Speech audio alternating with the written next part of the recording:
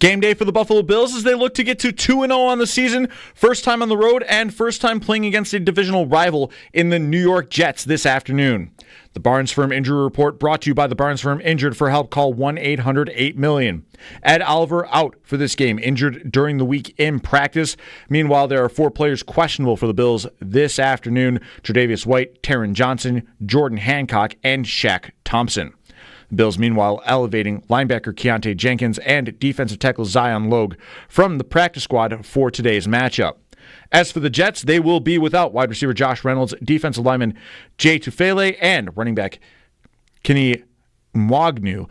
They're out for this game. Meanwhile, tight end Mason Taylor, running back Michael Carter II, questionable for today. According to NFL Network's Ian Rappaport, Taylor will likely play this afternoon. We've got pregame coverage of Bills and Jets all day leading up to the 1 o'clock kickoff from East Rutherford, New Jersey, with Chris Brown, Eric Wood, and Sal Kapacio on the call from the Northwest Bank broadcast booth. Weather for this game expected to be about 75 degrees and partly cloudy with little to no wind. Weather brought to you by Paddock Chevrolet. Score big with new Chevys and quality pre-owned vehicles from Paddock Chevrolet.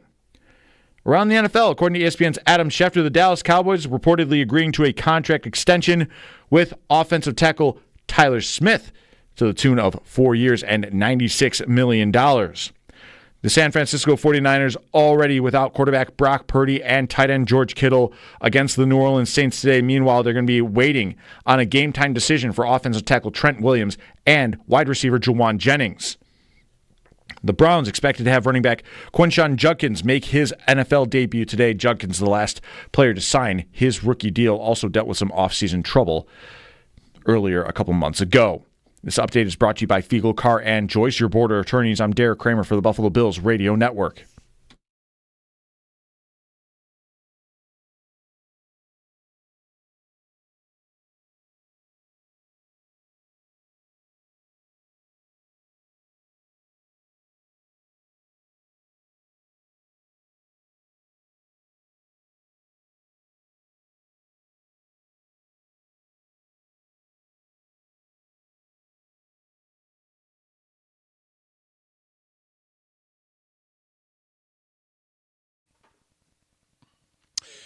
All right, good morning. Welcome to Buffalo Bills Game Day. My name is Jeremy White. No Nate today. So rolling solo, have Owen Parker, Joe Kelly in the studio, Derek Kramer as well. And you can join us here as part of Buffalo Bills Game Day. It is brought to you by it's brought to you by Northtown Automotive. Get a Northtown Engine Shield engine warranty on virtually every new and used Northtown vehicle. We're getting you ready for a 1 o'clock kickoff between the Buffalo Bills and the New York Jets. From New York, New Jersey. Chris Brown, Eric Wood, they called the play-by-play from the Northwest Bank broadcast booth, and the opening segment of Bills Game Day is brought to you by Crosby's Pizza and Subs. Crosby's, hometown fuel, game day ready since 1922. So here we are, week 2. Week 1 was one to remember, no doubt about that. I'm just plugging my computer in because I got the notification. It was going to die right here. Hold on one second. Sorry. Broadcasting from home today. And welcoming your phone calls at 803-0550 and 1-888-550-2550. I feel like today's game between the Bills and Jets is, for the Bills, it's one thing above all. It's what did we see from the opener that was real, that is sustainable, and what did we see from the opener that is not going to last? Like, what's an outlier? What's kind of phony news from the opener? And I would imagine many of you are hoping that the thing that is not real is how bad the Bills' defense was, right? Like how tough it was to stop Derrick Henry, to stop Lamar Jackson. Can we see this Bills defense kind of buckle down against the Jets team that is, significantly less talented than that Ravens team? The Jets are not expected to be a contender in the AFC East, never mind the AFC. And the Ravens are probably the other great team in the AFC along with the Bills. Bills, Ravens, you want to put the Chiefs there. We'll see what they do today. They've got a big game against the Eagles, and we'll be keyed in on that one. But what's real and what was a mirage? Finally, I arrived at the word I was looking for. What's real, what's a mirage? The bad news on the Bills' defense is that Ed Oliver is out of this game today, and they will miss him. Without Oliver in the opener against the Ravens, I wonder what happens, right? How bad does it get in that opener against Baltimore if Ed Oliver's not there to punch out a fumble from Derrick Henry, to not make 6 tackles for loss? Like, he was a monster, a man possessed in this game. And if he's not there, if he's not available, which he's not because he's going to be out, what on earth are we looking at from this team? So that's scary, right? No Ed Oliver, that is scary. And furthermore, the defense itself already had a bunch of injuries, already had a bunch of issues where Michael Hoyt, Larry Ogunjobi, both suspended, not available. Trey White, okay, he was out for the opener. Perhaps that's something he can come back and provide some stability there. But that wasn't exactly a spot where they had trouble. Dorian Strong in his spot did not perform poorly. Dorian Strong did pretty well. So overall, the defense for this team has to find answers. And I've got numbers going all the way back to last year that indicate that, as I asked, what's real and what's, a mirage. The Bills' defensive struggles, of course, are not a mirage. If you've been watching this team for a couple of years, they used to have a defense that pretty consistently was up to the task. And in the last year or so, that has dropped considerably. So I subscribe to a Substack from Judah Fortgang, who is all about statistics and digging into angles. And he sent an email this morning that I got a chance to read over. It's about the Bills and the Jets in this matchup. And he put the Bills and the Jets as a game that he thought was closer than many would anticipate. Like, the Jets have a path to a comeback victory. And, again, what's real, what's a mirage? What he wrote about was this Jets offense. Let's find out. Is it real? Is what we saw from the Jets in Week 1 real, where they're putting up nearly 400 yards, and Justin Fields has answers for these opposing teams? Justin Fields actually did not get sacked a whole bunch like he normally does. Can Justin Fields and this Jets offense actually prove that they're competent? And while the Bills themselves are a tough team to beat, the Bills' defense has not been tough to beat in quite some time. Judah Fortgang on this Bills defense wrote this, that since the second half of last season, the Bills' pass defense, is 4th worst in success rate, is 3rd worst in expected points added, and bottom in nearly every other category. And it's an ongoing problem, right? It's why the offseason was all about the defense, finding ways, fixing the defense, getting answers. And we kind of are in the same boat we were last week, except it might be worse. If Trey White comes back and Ed Oliver goes in, I know they play different positions, but potentially scary, potentially bad news regarding if this Bills defense can make stops. The good news is it's not Lamar, it's not Derrick Henry. But Breece Hall has had success against this team, and Justin Fields, not so much. But a mobile quarterback, it'll be imperative for the Bills' pass rush to, of course, kind of keep things, contained. Make sure he doesn't get out. Make sure he's not going to get loose and throw all over them on the run. He's never been a quarterback that's worried me, mainly because how often he does get sacked. I mean, he's one of the most sacked quarterbacks in football for the last 10 years, and then even more so. A career sack percentage around 10%. He is often killing drives himself by taking sacks. Is some of that what happened in Chicago with their offensive line? It's some of it, but a lot of it is the quarterback himself. Stats are a quarterback stat. Maybe you hear that a lot. Maybe you hear me say that a lot, but they are. And Fields is one of the biggest offenders in this department, where why does he get sacked so often? It's because he is a sack machine.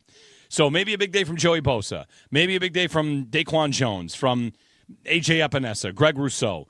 They might need it because this Bills pass defense, however they find their answers, whether it's they get better in the secondary, whether it's they get to the quarterback, they have to find a way to be better in the passing game and be a better pass defense overall, or else it could be a long season for them. And, of course, a big statistical season for Josh Allen, because if they're in shootouts all day long, then he might throw for 5,000 yards. So anyway, my mirage versus my what is sustainable. I want to get your thoughts on that. 803-0550, 1-888-550-2550. I am fairly confident in the Bills in this game. I feel good about it, but I wouldn't totally write off the Jets' ability to score here, because I'm going to need to see stops from the Bills defense, something that you just haven't in a while. Second half of last season into the start of this season. That's, the Rams, the Lions last year. You had games where maybe you expected them to kind of just hold their own a little better, and they haven't. Safety play, corner play, and all that is in the context of having Christian Benford, who is a very good corner. Christian Benford's good. Taron Johnson's good. The linebackers have been pretty good. And still, they're just getting torched in the passing game. And against Baltimore, maybe the only reason they didn't get beat more in the passing game is because the run defense was, exposed against Derrick Henry. So that's what we need to find out today regarding this Bills defense. Can they find answers from a pass defense standpoint? And it's going to be a tough test just because of the personnel. On the offensive side, what is the mirage? What is real? Is the opening drive or two, scored a touchdown in their opening drive, the struggles, the back-to-back 3-and-outs, Joe Brady calling a little bit of you want to call it conservative or just kind of a short-based passing game that got the Bills partially in that hole. Is that just, all right, early season rust, shake that off, have a better outcome early on, or is that going to be something we see consistently? It's 1 week, so we wait to find out what's real and what's the mirage. Keon Coleman goes for 8 catches, 112 yards, and a touchdown. Is that the kind of production you're expecting from Coleman each and every week? Or is that circumstance coming from behind, down double digits in the fourth quarter, Baltimore lays off, and he finds himself in a couple of positive opportunities, which he took advantage of. So 1 week in, what do you want to see from this Bills offense? What do you want to see from this Bills defense? And let's talk about it. 803-0550 is the phone number. 1-888-550-2550. When you call in, just tell Joe what you want to talk about, and we're off and running. So wide open phone lines for you throughout the show.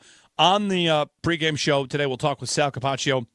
Of course, he's in New Jersey. I got to do that a lot. Sorry. He's in New Jersey with the team because they'll play at MetLife Stadium today, and we expect Sal to join us about 9:30. So check in on the injuries, check in on the storylines from MetLife Stadium with Sal comes your way at 9:30. On the offense, we'll dig further into this Coleman idea and what this Bills offense has been, can be, should be, any of that. Last year, we all know, right? They scored 30 points per game. They were a great offense last year. No disputing that. They were a great offense. They ran for 30 touchdowns. They threw for 30 touchdowns. They how often struggled to score points? Not that often, right? In the playoffs, they put up their points, and it was a great season, and they got undone by their defense, I guess is what most would say. This season, off to another incredible start, 41 points. A lot of that is the virtuoso performance from Josh Allen. He is, of course, the best player in the league, best player in the sport, and he bails them out quite a bit. He is one of one. He and Lamar, I guess. Lamar is another one of one. They're incredible to watch. So in that department, the matchup Fields v. Allen today, and that's a massive, massive gap. So you'd give a huge edge to the Bills. You give a huge edge to Allen. What I would love to see more of from this offense is, throw it. What got them in trouble in the opener? What got them down double digits? It's having the ball and getting a 2nd and 1 and a run play, and a 3rd and 1 and a run play. And I feel like the Bills are a little less reliable these days on the short yardage stuff. And whatever, it's one game, so we got a whole season to figure out if their success rate on 3rd and 1s is going to be good or it's whatever it's going to be. But 2nd and 1, 3rd and 1, I know many of you were frustrated by that series. And the next series, what is it? Screen, short slant, screen. It's 6 plays where with Josh Allen as your quarterback, you're thinking, I just went 2 full possessions. First was run, punt. And the second was 3 passes, but short passes. I got 6 consecutive plays where I decided to, let the guy that's the genius back there just be a bystander. And I know they've got to manage that, right? They've got to the fight for Allen and how much to have him do to unleash him, what you want to do with the run-pass balance, how much you want him on the move, how much you want to run play action. There's a lot to kind of dig into for this Bills offense, and if it's commitment to the run or commitment to the yak game where you're getting screens out to Shakir or Kincaid or whoever. They have a good structure, no doubt about it. And it's kind of tough sometimes to basically call unstructured stuff, but that is where the Bills are really good. The Bills now have two players where unstructured might be their A game. Allen, arguably. I mean, he's pretty great in structure too. But Coleman's 8 for 112 and a touchdown. A lot of that comes outside of the quick passing game. You need time for deeper developing routes. You need time for him to separate later in the route because he's not a guy that's really ever going to separate early. So if I'm using Allen and Coleman as two of my better players on offense, I want to make sure that I get regular dropbacks, and that's a spot where you want to call plays that are designed for Shakir, Kincaid, anybody but Coleman, and then the break glass in case emergency is Allen finds Coleman. Like that's a good plan B or plan C on a lot of plays, and I think we're going to see it work a lot this year. So what do you want to see more of? What do you want to see less of? What's the mirage? And what is sustainable? 803-0550. Our phone number. It is Buffalo Bills Game Day, and we'll get to your calls and open things up. Justin in Maryland leads us off. Justin, good morning. Hey, good morning. Thanks for taking my call. I did some research after the James Cook, you're talking about what's real, his 3 consecutive runs, starting with 2nd and 1, which really slowed us down. One of the things I found revealing, and maybe you'll find the same, is I looked at the 2024, which teams have the most passes on 2nd and short. And when I say 2nd and short, I mean 2nd and 3 or less. Yeah. And it amazed me. The Bills on 2nd and 3 ranked 24th in the league. They only passed it 6 times. By the way, Josh Allen had a 158.3 perfect passer rating on those. on 2nd and 2, we were a little better. We were ranked 8th. We passed it 7 times. And Allen was 126.5 was the rating. And finally, on 2nd and 1, we ranked dead last. We passed it 1 time, all 2024. And the only time we passed it last game was because we were down by 15 points. And I think there's 2 things. One, we're not taking advantage of what's called shot plays, those opportunities. And I think we're too predictable on 2nd and short. And teams can look at the stats and what we do, and they're saying, well, these guys don't pass it. So how could Cook do well running if we're always telling people we're going to run it? They know in advance. So what I would like to see this year is the opportunity that when it's 2nd and 1, you don't take it out of your best player's hand. You give Josh a chance to throw it. And I just thought you might find that was interesting information. Yeah, thanks, Justin. Thanks for the phone call. It's I appreciate you doing all that work and like looking into that, because if you watch this team, you probably get the feeling that, well, especially if you're keyed in on it, right? Every time it happens, you think, I can't believe that you're not taking shots again. And that is like downfield passing game. Maybe you saw Allen's passing chart from last week where it's all over the field. But by halftime, boy, I think Howard gave me the stat when he came to pick the Bills on Sunday that the Bills had however many passing attempts they had. I think all but 1 were within 5 yards of the line of scrimmage in that first half. I mean, before the drive to get the field goal where Allen scrambles and finds Shakir and then finds Kincaid on that deep over on the underneath play that goes underneath like the Hail Mary. Like those are big plays down the field, right? And before that, it's just dink and dunk to a point, but they are designed to be that way. They are designed to be a team that does well after the catch. And that's where, small thing here, but Coleman is so interesting for like so many things they want to do. He's their above the rim guy. He's also their big body guy. He's also the yards after catch guy. And all these short plays that you kind of run, whether it's for Palmer, he had a quick slant. Coleman is a really good candidate for these, for after the catch. And we've not seen a ton of screens to him yet. I can't think of too many. In the AFC Championship game, the screen goes to Amari Cooper. I can remember screens to, Kincaid, and I can remember screens to Knox. And I don't feel like I have that many to Coleman. And that's a player that I think would be well served to get a couple of those, well, maybe 1 per game. maybe the look presents itself. Allen checks into these screens and checks into these shorter throws too sometimes. But back to your point about running the ball, maybe it's something that, you look at a you look at a beautiful cathedral, you look at a beautiful landscape and you see one small thing. You're like, yeah, I really wish that was a little different.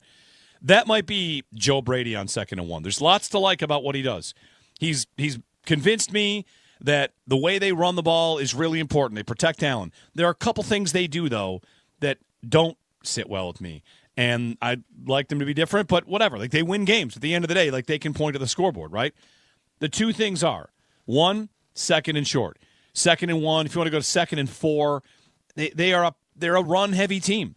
They're a team that runs the ball. Neutral game script, they run a lot more than they used to. And again, they win a lot all the time. They don't turn the ball over. So that's a formula that they like. But one of the side effects is if you're going to run more, you have to find places to run more. And you certainly aren't going to do it on 3rd and long. You're not going to do it on 2nd and long, I don't think. So what's the natural... All right, if we're going to add 10 more runs to every game that we do based on the Bills of Dorsey and Dable, I want 10 more runs. Switch 10 passes to runs. I mean, my 2nd and short spots are spots where if I run that, I got a good chance to get a first down. And in that game against Baltimore, they didn't either time. But it's something that Justin, as you did all that work on 2nd and short, I did that on the playoff game against the Chiefs. And the playoff game against the Chiefs, not the AFC Championship game, but the year before, where they're here in Buffalo. And that was an opportunity to maybe take more shot plays, but they didn't. They like to move the sticks. Hey, it's 2nd and 1. What are we calling here? Let's get a new set. And I think a lot of people wish, all right, here's a great opportunity to try and get 15 to 20 yards, because if you don't take a sack, which is something Allen is elite at, like, of all the things that could go wrong, few teams would have less of a concern about their quarterback taking a sack and ruining the 2nd and 1 than the Bills. The Bills should have almost no concern of that, whether it's getting the ball out quick or Allen taking off or getting Allen on the move. Like, 2nd and 1s should be play-action rollouts. I mean, I don't know about every time. I don't want to be predictable, like the caller just said, but you get an opportunity to get Allen to take shots down the field, and it's one thing this offense has not hit on is deep shots down the field, 20-plus yard passes. I saw stats in the Buffalo News earlier this offseason, right before the season began, that Allen threw the second most passes of 20 yards or more, and from an efficiency standpoint, he's in the bottom 20s. They tried it last year. He still is out to try it. They just haven't really ever hit it. And I think 2nd and 1's a great time to try and workshop it. If it doesn't work out, like, all right, get to your 3rd and 1 play. 803-0550. Thanks for the phone call. And 1-888-550-2550. Again, like, trying to find out ways for this offense to be better. You might need a receiver you have faith can do that. I don't know if Palmer will be that, but he showed some nice ability against the Ravens on that final drive. He shook loose, and Allen found him with a perfect throw. They like their Coleman go balls. We didn't see Moore get down the field in this game. Shavers is someone that I don't know if they like for that.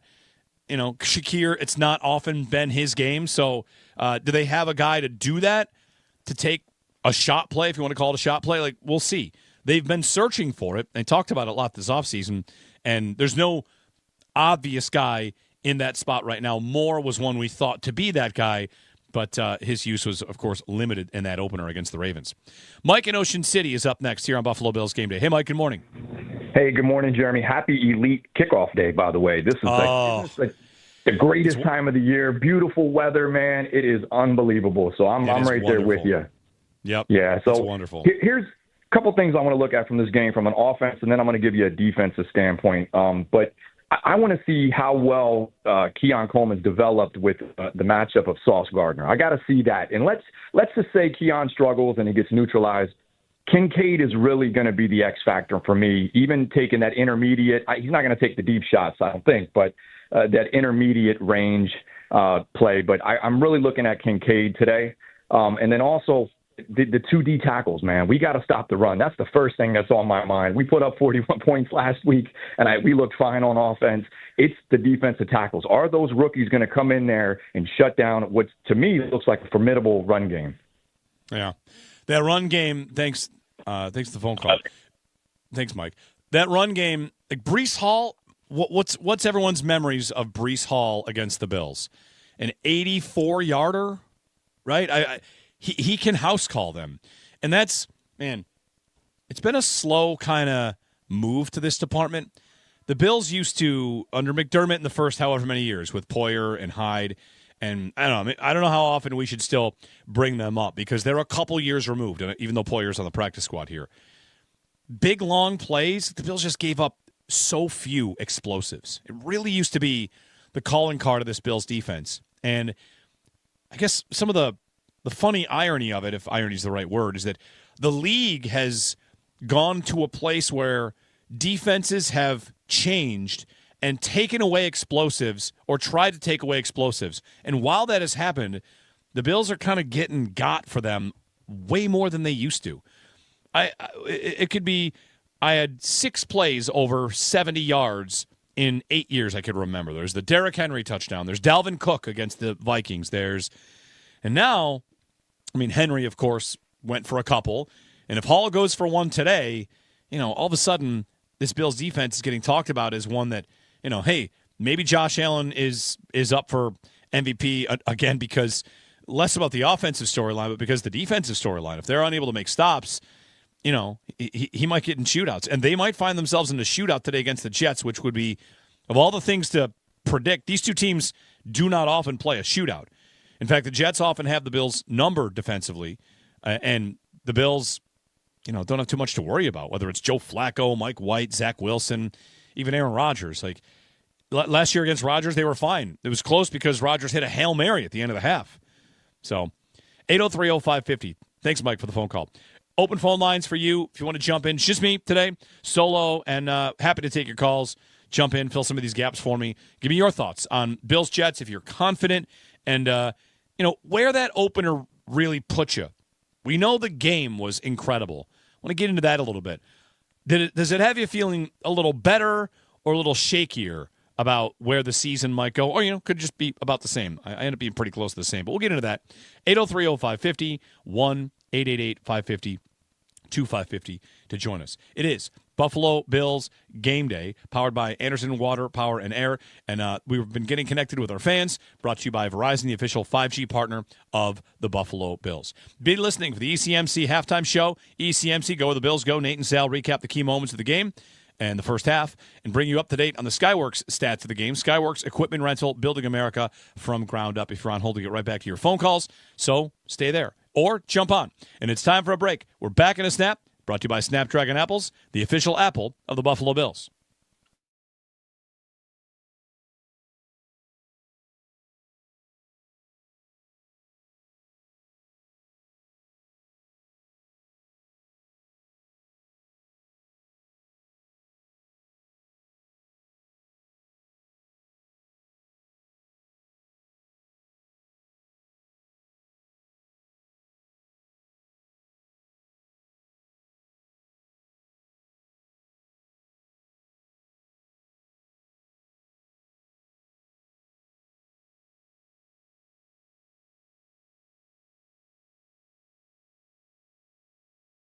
On the offense, we'll dig further into this Coleman idea and what this Bills offense has been, can be, should be, any of that. Last year, we all know, right? They scored 30 points per game. They were a great offense last year. No disputing that. They were a great offense. They ran for 30 touchdowns. They threw for 30 touchdowns. They, how often, struggled to score points? Not that often, right? In the playoffs, they put up their points, and it was a great season, and they got undone by their defense, I guess is what most would say. This season, off to another incredible start, 41 points. A lot of that is the virtuoso performance from Josh Allen. Like, he is, of course, the best player in the league, best player in the sport, and he bails them out quite a bit. He is one of one. He and Lamar, I guess. Lamar is another one of one. They're incredible to watch. So, in that department, the matchup Fields v. Allen today, and that's a massive, massive gap. So you'd give a huge edge to the Bills. You give a huge edge to Allen. What I would love to see more of from this offense is, throw it. What got them in trouble in the opener? what got them down double digits. It's having the ball and getting a 2nd and 1 and a run play, and a 3rd and 1 and a run play. And I feel like the Bills are a little less reliable these days on the short yardage stuff. And whatever, it's one game, so we got a whole season to figure out if their success rate on 3rd and 1s is going to be good, or it's whatever it's going to be. But 2nd and 1, 3rd and 1, I know many of you were frustrated by that series. And the next series, what is it? Screen, short slant, screen. It's 6 plays where, with Josh Allen as your quarterback, you're thinking, I just went 2 full possessions. First was run, punt. And the second was 3 passes, but short passes. Like, I got 6 consecutive plays where I decided to, let the guy that's the genius back there just be a bystander.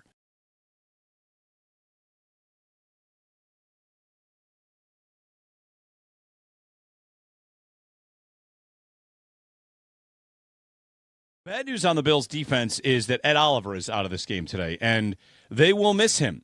Without Oliver in the opener against the Ravens, I wonder what happens, right?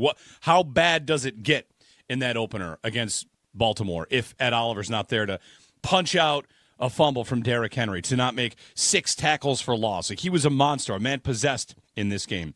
And if he's not there, if he's not available, which he's not because he's going to be out, what on earth are we looking at from this team? So that's scary, right? No Ed Oliver, that is scary. And furthermore, the defense itself already had a bunch of injuries, already had a bunch of issues where Michael Hoyt, Larry Ogunjobi, both suspended, not available. Trey White, okay, he was out for the opener. Perhaps that's something he can come back and provide some stability there. But that wasn't exactly a spot where they had trouble. Dorian Strong in his spot did not perform poorly. Dorian Strong did pretty well. So overall, the defense for this team has to find answers. And I've got numbers going all the way back to last year that indicate that, as I asked, what's real and what's, a mirage. The Bills' defensive struggles, of course, are not a mirage. If you've been watching this team for a couple of years, they used to have a defense that pretty consistently was up to the task. And in the last year or so, that has dropped considerably. The Buffalo Bills look to get to 2-0. They're on the road this afternoon taking on an AFC East rival for the first time this year in the New York Jets. The Barnes Firm Injury Report brought to you by the Barnes Firm Injured. For help, call 1-800-8-million. Ed Oliver out for this game, injured during the week in practice. Tre'Davious White, Taron Johnson, Jordan Hancock, Shaq Thompson, all 4 questionable for today's game. Meanwhile, the Bills yesterday elevated linebacker Keontae Jenkins and defensive tackle Zion Logue from the practice squad for this game. As for the Jets, Josh Reynolds, Jay Tufele, and Kenny Nwagnu out for the Jets. Meanwhile, Mason Taylor, Michael Carter II, questionable for today. According to NFL's Ian Rappaport, Mason Taylor will suit up this afternoon. We've got pregame coverage of Bills and Jets all morning leading up to the 1 o'clock kickoff from East Rutherford, New Jersey, with Chris Brown, Eric Wood, and Sal Kapacio on the call from the Northwest Bank broadcast booth. Weather for this game expected to be about 75 degrees and partly cloudy with little to no wind by kickoff. Weather brought to you by Paddock Chevrolet. Score big with new Chevys and quality pre-owned vehicles from Paddock Chevrolet. Around the NFL, according to ESPN's Adam Schefter, the Dallas Cowboys have reportedly agreed to a contract extension with offensive tackle Tyler Smith to the tune of 4 years and $96 million. The San Francisco 49ers already without quarterback Brock Purdy and tight end George Kittle against the New Orleans Saints. They will have game time decisions for offensive tackle Trent Williams and wide receiver Juwan Jennings. The Cleveland Browns are expected to have rookie running back Quinshon Judkins making his NFL debut today, the last player to sign on his rookie deal. This update is brought to you by Fiegel, Carr, and Joyce, your border attorneys. I'm Derek Kramer with the Buffalo Bills Radio Network.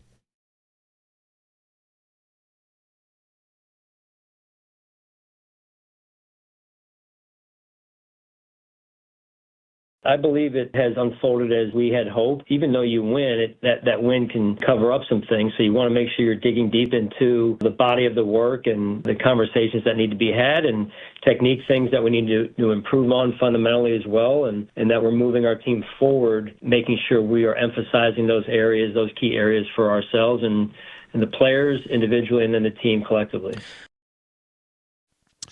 Bills head coach Sean McDermott with Sal Kapacio. He talks every Friday on the Extra Point Show, and you can find that at WGR550.com. And, of course, Fridays, part of the Extra Point Show. We are back here. It's Buffalo Bills Game Day, powered by Anderson Water Power and Air Anderson. Tap in to better living. So, Sean McDermott from the locker room, brought to you by Reimer Home Services. Homes rely on the Rhino. And Bills Game Day, of course, on your radio, streaming on YouTube, up until 10 a.m. this morning, and that's when Countdown to Kickoff pops in. We will check in with Sal from MetLife Stadium coming up at 9:30. Until then, it's you and me, your phone calls. You want to jump in, my name is Jeremy White, and happy to have you here for Bills, Jets. Happy to have a 1 o'clock game. Listen, there are benefits to each. I'll just say this, and we'll get back to calls, but the 8 o'clock game, what does it allow you to do? You do get a chance to have a really productive Sunday, maybe. I get an 8 o'clock game, and I'm, family time, chores, whatever you got to do, errands, visit people, have a birthday party. You have a whole Sunday, and then you watch an 8 o'clock game, and you really pay for it on Monday because you're up that late. Meanwhile, this one, Bills 1 o'clock, Chiefs Eagles at 4:15, 4:25. The national game. That's Tom Brady and Kevin Burkhardt. Can't wait to watch the Chiefs here because they're missing some pieces, and man. I'm excited for that one. So, anyway, 803-0550, get back some phone calls here. Asked a question to start the show, which is, what do you think from the opener was real? What do you think might have been a little bit of a mirage? 803-0550, our phone number, and 1-888-550-2550. The Bills with some roster moves. We'll get to those in a minute. No Ed Oliver today. We know Sean McDermott said he got stepped on. He's in a walking boot. McDermott did not rule him out for week 3. But Adam Schefter has said in his report it appears to be a multi-week injury. So we'll keep an eye on it. Fletcher from Knoxville joins us next. Hey, Fletcher, good morning. Morning. How are we doing today? Good. I was just wondering your thoughts on what our defensive front was going to look like today up against the Jets without Ed Oliver. I'm a little nervous personally. And then secondly, what are we doing with the snowplow? I mean, Josh Allen had to hit the Cam Newton Superman jump over the O-line to snag one in the opener, but just wanted to hear your thoughts on it. Appreciate you taking the call. Have a good one, man. Go Bills. Yeah, thank you. Thanks, and go Bills. So on the defensive line, the Bills yesterday made a couple of moves, and we might have wondered what was going to happen with this, but let me pull up the official word on what happened there. So the Bills elevated linebacker Keontae Jenkins and defensive tackle Zion Logue. And Zion Logue, not a surprise. Like he's been around. There are many that thought maybe he should have made the active roster. So you probably figured it'd be Logue or Jordan Phillips. Logue is probably more ready to play. So he might be more of a true nose tackle, which the Bills don't play that much. Maybe they can put Logue out there. I don't know if they're putting Logue out with T.J. Sanders or Logue with Daquan Jones or Logue with whatever. The way that they're going to mix things up on the defensive line, we'll see. Breece Hall might have a day. That said, the Jets are without one of their best offensive linemen. Elijah Vera-Tucker has a torn triceps and is out for the year, so a big loss for them there. They do have a rookie right tackle who had a really strong performance in his opener against the Steelers, kind of shut down T.J. Watt. So, on the Bills' defensive front, it's going to take a lot. And to this point, so talked about it with Joe Marino on our station WGR in Buffalo on Wednesday, and going back and looking at the tape and who did what and what went wrong. And he said with us that he felt he was going to go in and watch that tape and be upset about the defensive line. And he said when he was done, he was not. It was linebackers and safeties that were really the problem against Baltimore. And again, Baltimore, are they a unique kind of running attack? Sure, because Lamar and Derrick Henry are unique. But Baltimore kind of line up and run it, and the Bills linebackers did not get to their spots, not get on the right side. Like you got the offensive lineman coming, you got to get to the other side of him. Terrell Bernard is late getting to a spot, so the fills behind him can't come, and they're out the other side. The safeties, whether it's Taylor Rapp not firing or Cole Bishop not firing. So, the defensive line is missing its biggest piece. There's no doubt about that. But can they get through it because the pickups in the run defense game are on the back end, are from the linebackers, are from the safeties. So that's my best hope there. And on the snowplow, the quarterback sneak, I don't know what the Bills want to be here. McDermott, of course, spent a lot of the offseason as one of the torch carriers for banning the tush push. Matt LaFleur and the Packers got a lot of grief for it because the Eagles do it well and the Packers made the proposal. So it seems like a lot of NFL circles mocked the Packers. Oh, you can't stop a play, so you want it gone. The Bills were the other really loud voice in that department. McDermott talking about how, well, there might not be data for injuries on it yet, but it might come. And he said the injury side of it was why he thought it shouldn't be a part of the game. And, of course, one of the obvious questions for McDermott, follow-ups, is, well, you do run it, a version of it, right? We run a version of it, not quite the same. And with Allen in the AFC Championship game, it got stopped a couple times. In this game against Baltimore, they stopped it from the 1. And the Bills got in on that play you're talking about with Allen reaching over instead of powering through. Like they are not having their success with the snowplow / tush push, whatever. They're definitely not the Eagles. They're good at it, but they're not the Eagles. And what should they be going forward? I mean, should that be a Ray Davis play? Should they be a direct snap to Dawson Knox kind of play? Like, I don't mean in the backfield. I mean, Dawson Knox runs under center and surges forward, because there are teams that are starting to do that too, where it's, you know what, let's do a tush push, but let's get the tight end to be the player that takes the snap and surges forward. I might not hate that. Jackson Hawes, I mean, if he's big and strong and powerful and a heck of a blocker, I don't know. Can I put him under center? This might sound ridiculous. It's early in the morning. It's tush push ideas. It's ideas to protect Allen. If, in fact, it is a dangerous play and injuries are a concern, well, then I want to get him out of that dangerous play. So, 803-0550. Excuse me. Let's sneeze. Jerry and Kenmore is up next. Hey, Jerry, good morning. Morning. You know what? I'd like to see the tush push evolve. You know what I've never seen, and it would almost be undefendable? How about a fake tush push where you naked bootleg or you throw a pass out of it? The other thing is, why can't you run the same personnel? You notice that they're in a tush push type defense and then check to something where everybody spreads wide. The defense would panic. It hasn't evolved like it needs to evolve. The defense always catches up with what people are doing. It needs a next generation, short yardage thing. And the Patriots for 20 years used to spread it out and sneak it, and they were the most successful team, aside from the Eagles, of ever doing short yardage. Yep. I mean, you're preaching to the choir there. Thanks, Jerry. It's one of the reasons I thought banning the tush push was not exactly radical. It was on the table this year. Should it get banned? And it did not get banned. But I feel like the defense of the play is outsized. It doesn't make sense to me why anybody seems to think banning it would be soft. It used to be against the rules to push that guy, and then it kind of that rule sunsetted, and now you can push a player, and we're acting like, oh, the Eagles have discovered something. I guess. I mean, they're really good at it. The Patriots, used to spread it out and quick snap to Tom Brady. He'd fall forward through a gap that wasn't covered because they're so spread out.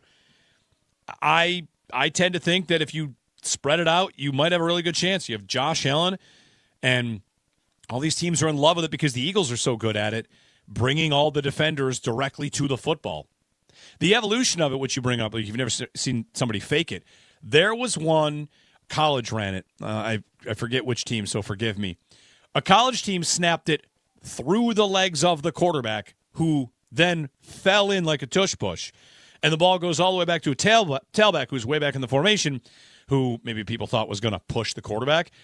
So it was a direct snap to the running back that went through the legs of the quarterback, and that guy went out to the outside and gained like 40 yards. It was a nice play. So that might be coming. Maybe the Bills are saving that for a rainy day. Anyway, thanks for the phone call. 803-0550, Bills and Jets. Your thought on this game, a 1 o'clock kickoff. We are grateful to have a 1 o'clock kickoff today. At least I am.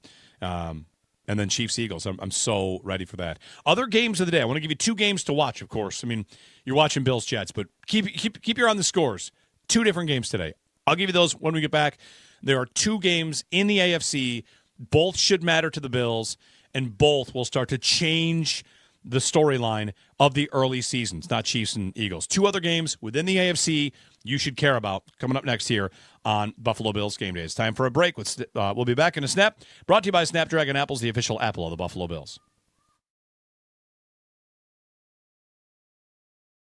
Bad news on the Bills' defense is that Ed Oliver is out of this game today, and they will miss him. Without Oliver in the opener against the Ravens, I wonder what happens, right? How bad does it get in that opener against Baltimore if Ed Oliver's not there to punch out a fumble from Derrick Henry, to not make 6 tackles for loss? Like, he was a monster, a man possessed in this game. And if he's not there, if he's not available, which he's not because he's going to be out, what on earth are we looking at from this team? So that's scary, right? No Ed Oliver, that is scary. And furthermore, the defense itself already had a bunch of injuries, already had a bunch of issues where Michael Hoyt, Larry Ogunjobi, both suspended, not available. Trey White, okay, he was out for the opener. Perhaps that's something he can come back and provide some stability there. But that wasn't exactly a spot where they had trouble. Dorian Strong in his spot did not perform poorly. Dorian Strong did pretty well. So overall, the defense for this team has to find answers. And I've got numbers going all the way back to last year that indicate that, as I asked, what's real and what's, a mirage. The Bills' defensive struggles, of course, are not a mirage. If you've been watching this team for a couple of years, they used to have a defense that pretty consistently was up to the task. And in the last year or so, that has dropped considerably. On the offense, we'll dig further into this Coleman idea and what this Bills offense has been, can be, should be, any of that. Last year, we all know, right? They scored 30 points per game. They were a great offense last year. No disputing that. They were a great offense. They ran for 30 touchdowns. They threw for 30 touchdowns. They, how often, struggled to score points? Not that often, right?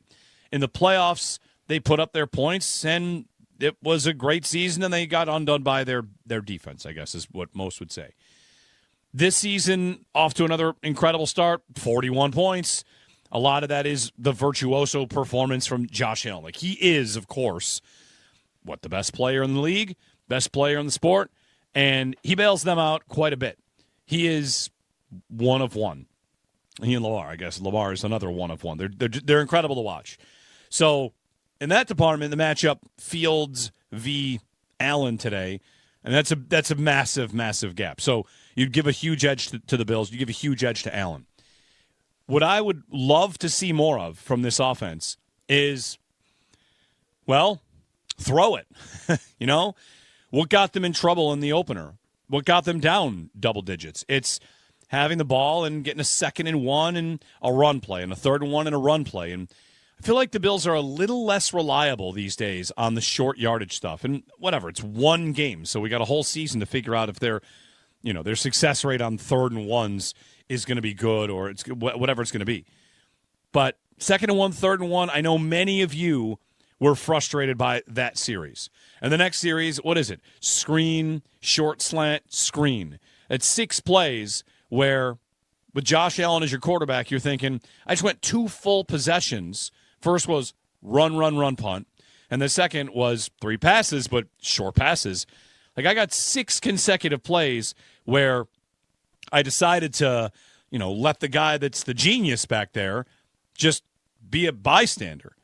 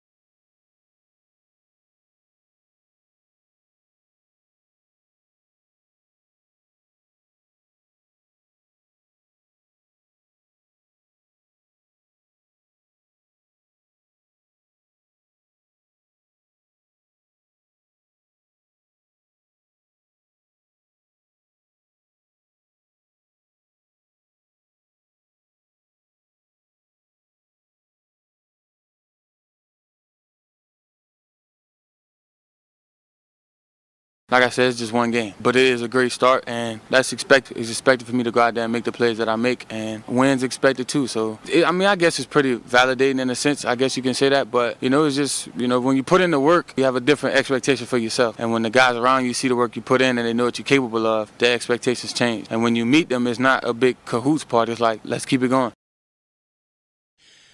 Keon Coleman from the locker room. Be interesting to see what the Jets do with him today. If it's Sauce Gardner that travels at all, if Gardner travels with Coleman, if he goes with Palmer, I think it makes more sense to put him with Palmer, but we'll see. Anyway, it's Bills Game Day back here, powered by Anderson Water Power and Air. Anderson, tap into better living. Be listening at 10 a.m. during Countdown to Kickoff for Tailgate Trivia presented by TSE Buffalo. You could win a Buffalo Bills autographed merch item courtesy of Total Sports Enterprises Buffalo. All right, get to a call in 1 minute, but I tease there's 2 games today. There are 2 games today, and I think Bills fans should be kind of keeping one eye on. And not Chiefs-Eagles. You can watch that with both eyes at 4 o'clock. But there are a pair of games today. I believe they're both in the 1 o'clock window. Let me double-check that just to be sure. But worth keeping an eye on. One is Cincinnati-Jacksonville. Jacksonville is at Cincinnati for a 1 o'clock game, and that, to me, is big because one of those teams is going 2-0. And if Cincinnati starts 2-0, then their entire message this offseason about starting better and validating playing Burrow in the preseason, like that'll be good for them. They always have slow starts and strong finishes. So a strong start for Cincinnati could mean that they're kind of in the mix all year long because Burrow really does get better as the season goes along. When he gets to December, he's pretty dang good. And Jacksonville, it's a new coach. Their opening win wasn't exactly the most impressive in the league, but they got the job done. And that's the kind of team where I think, as a coach, Liam Cohen there in his first year, does it take 4, 5, 6, 10 weeks to really get going? And if you just stack wins before that even happens, it could be good. So one of those teams is going to be 2-0, and that's worth keeping an eye on. The other game, it is 1 o'clock. New England, Miami. So New England's opener, they lost to the Raiders. Did not exactly go well. Miami's opener went about as bad as it could. So if Miami loses this game, now you're 0-2, 0-1 in the division, and you have, 2 bad losses. The Colts game is a bad loss no matter how you look at it, just because it was such a blowout. You lose to New England at home, and Miami looks like they're staring at last place in the division, and serious questions as they come in on Thursday. They'll be in Buffalo on Thursday. So 0-2 going to Buffalo with their head coach this week saying the good news is I don't think it could get worse. Potential trouble. Meanwhile, in New England, if Vrabel gets off to an 0-2 start and Drake May doesn't really look the part 2 games in, doesn't mean it's over, but that's just a really sobering shot to a New England team where plenty of people, included, thought this is a team that could easily win 8 to 10 games this year and challenge for a wild card spot. So those 2 games, both at 1 o'clock, big to watch. 803-0550 to join us. Nick in Glens Falls. Hey, Nick, good morning. Morning. How you doing? Good. Good. So going to what the previous caller said about the snowplow or the tush push, I think our biggest issue with it is we've gotten too predictable. Josh is always going left. Couple of things, last year in college you saw a fake tush push where they would throw it out in the flat or they'd give it to a running back to run a sweep. I think we got to get some creativity in there just to put something on film. That way in the playoffs when we need it, it's there. I wonder if that's coming, right? Thanks for the phone call. I wonder. Diversifying that. The problem is, I think the only problem with a fake tush push, and again, like I mentioned the college play, and you mentioned the college, a couple different fakes, is does that fall in the realm of a trick play? This is a question for Joe Brady, right? Does that count as a trick play? Because Joe Brady has called exactly one trick play in his time as offensive coordinator in a year and a half and a game and counting. He's called one in Baltimore last year, and it got blown up, and it didn't exactly lose them the game, but they were not yet out of the game. It got Allen lit up. It led to a turnover, and I feel like Brady right there thought, okay, nothing like that for a while. And if you run a tush push and you fake it, I know these coordinators, wouldn't any coordinator have to be worried about all you needed was a foot and you snapped the ball and threw it 6 yards backwards or this guy on a sweeping end around.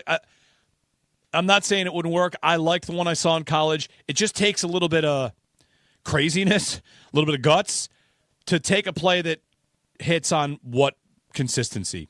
80%? Even if it's 60%, to run a play that you think might work on film. And if it doesn't, what's the reaction?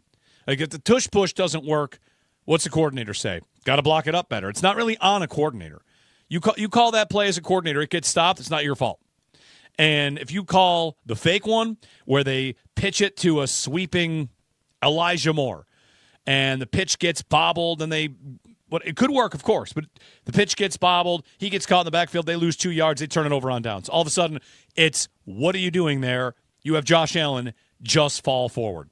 So I think there's definitely a case to be made to use it, but I would wonder Brady's willingness, appetite, whatever, to call something that complicates what looks like a pretty easy yard, foot, 6 inches, whatever it might be. 803-0550. Thanks for the phone call. Stay tuned following today's game for the Coach's Podium with head coach Sean McDermott. Live during the Bills postgame show. It's brought to you by Northtown Kia, Western New York's #1 Kia dealer. And let TRS Heating and Air Conditioning and Electrical Excellence intercept your heating bills. Enter now at WGR550.com for a chance to win $1,200 towards your home heating costs. Don't fumble this opportunity. Contest ends January 4th. TRS Heating, Air Conditioning, and Electrical Excellence. Powering tomorrow, comforting today.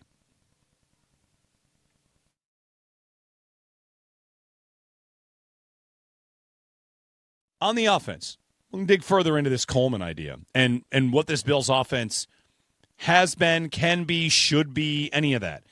Last year, we all know, right? They scored 30 points per game. They were a great offense last year. No disputing that.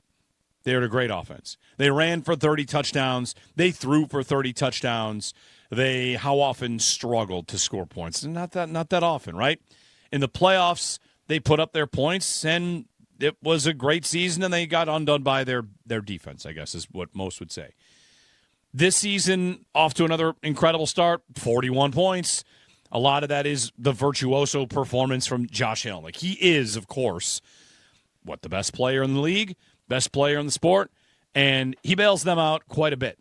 He is one of one. He and Lamar, I guess. Lamar is another one of one. They're incredible to watch. So, in that department, the matchup Fields v. Allen today, and that's a massive, massive gap. So you'd give a huge edge to the Bills. You give a huge edge to Allen. What I would love to see more of from this offense is, throw it. You know? What got them in trouble in the opener? What got them down double digits? It's having the ball and getting a 2nd and 1 and a run play, and a 3rd and 1 and a run play. And I feel like the Bills are a little less reliable these days on the short yardage stuff. And whatever, it's one game, so we got a whole season to figure out if their success rate on 3rd and 1s is going to be good or it's whatever it's going to be. But 2nd and 1, 3rd and 1, I know many of you were frustrated by that series. And the next series, what is it? Screen, short slant, screen. It's 6 plays where with Josh Allen as your quarterback, you're thinking, I just went 2 full possessions. First was run, punt.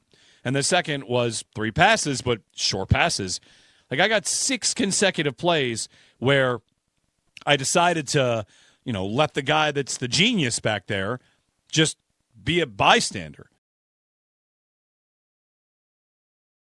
Bad news on the Bills' defense is that Ed Oliver is out of this game today, and they will miss him. Without Oliver in the opener against the Ravens, I wonder what happens, right? How bad does it get in that opener against Baltimore if Ed Oliver's not there to punch out a fumble from Derrick Henry, to not make 6 tackles for loss? Like, he was a monster, a man possessed in this game. And if he's not there, if he's not available, which he's not because he's going to be out, what on earth are we looking at from this team? So that's scary, right? No Ed Oliver, that is scary. And furthermore, the defense itself already had a bunch of injuries, already had a bunch of issues where Michael Hoyt, Larry Ogunjobi, both suspended, not available. Trey White, okay, he was out for the opener. Perhaps that's something he can come back and provide some stability there. But that wasn't exactly a spot where they had trouble. Dorian Strong in his spot did not perform poorly. Dorian Strong did pretty well. So overall, the defense for this team has to find answers. And I've got numbers going all the way back to last year that indicate that, as I asked, what's real and what's, a mirage.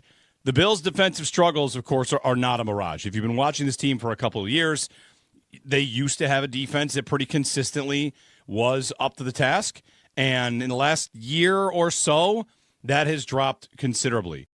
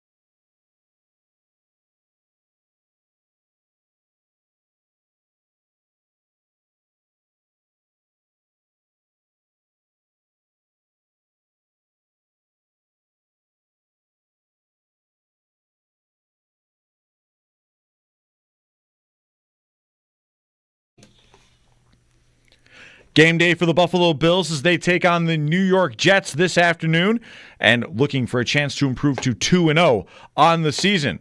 The Barnes Firm Injury Report brought to you by the Barnes Firm. Injured? For help, call 1-800-8-million. No Ed Oliver, the defensive tackle, out for this game, injured during the week in practice. 4 players questionable for the Bills, 3 of them in the secondary, in Tre'Davious White, Taron Johnson, and Jordan Hancock. Meanwhile, Shaq Thompson is also questionable at linebacker. The Bills elevated linebacker Keonta Jenkins and defensive tackle Zion Logue from the practice squad for today's contest as well. For the Jets, wide receiver Josh Reynolds, defensive lineman Jay Tufele, and running back Kene Nwangwu, they're all out for this one. Tight end Mason Taylor, cornerback Michael Carter II, questionable for this game as well. We've got pregame coverage of Bills and Jets all day leading up to the 1 o'clock kickoff from East Rutherford, New Jersey, with Chris Brown, Eric Wood, and Sal Kapacio on the call from the Northwest Bank broadcast booth.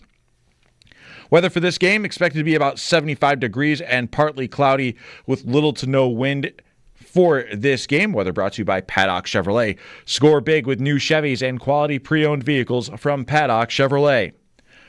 Around the NFL, according to ESPN's Adam Schefter, the Dallas Cowboys have agreed to a contract extension with offensive tackle Tyler Smith to the tune of 4 years and $96 million. The 49ers are already without quarterback Brock Purdy and tight end George Kittle today against the Saints. They're also going to be looking at game time decisions for offensive tackle Trent Williams and wide receiver Juwan Jennings.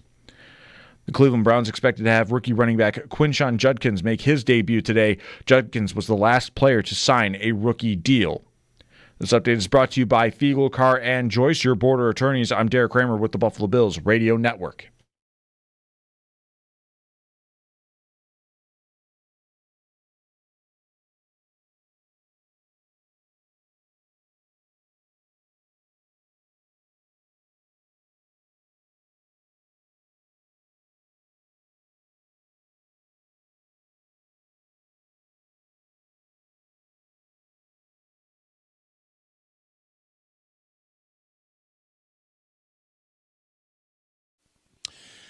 Good morning, Bills Mafia. Happy Bills game day, a Sunday 1 o'clock game. We are getting you ready for the 1 o'clock kickoff between the Bills and the Jets from MetLife Stadium. Chris Brown and Eric Wood call the play-by-play from the Northwest Bank broadcast booth. Today's broadcast is presented by Northtown Automotive.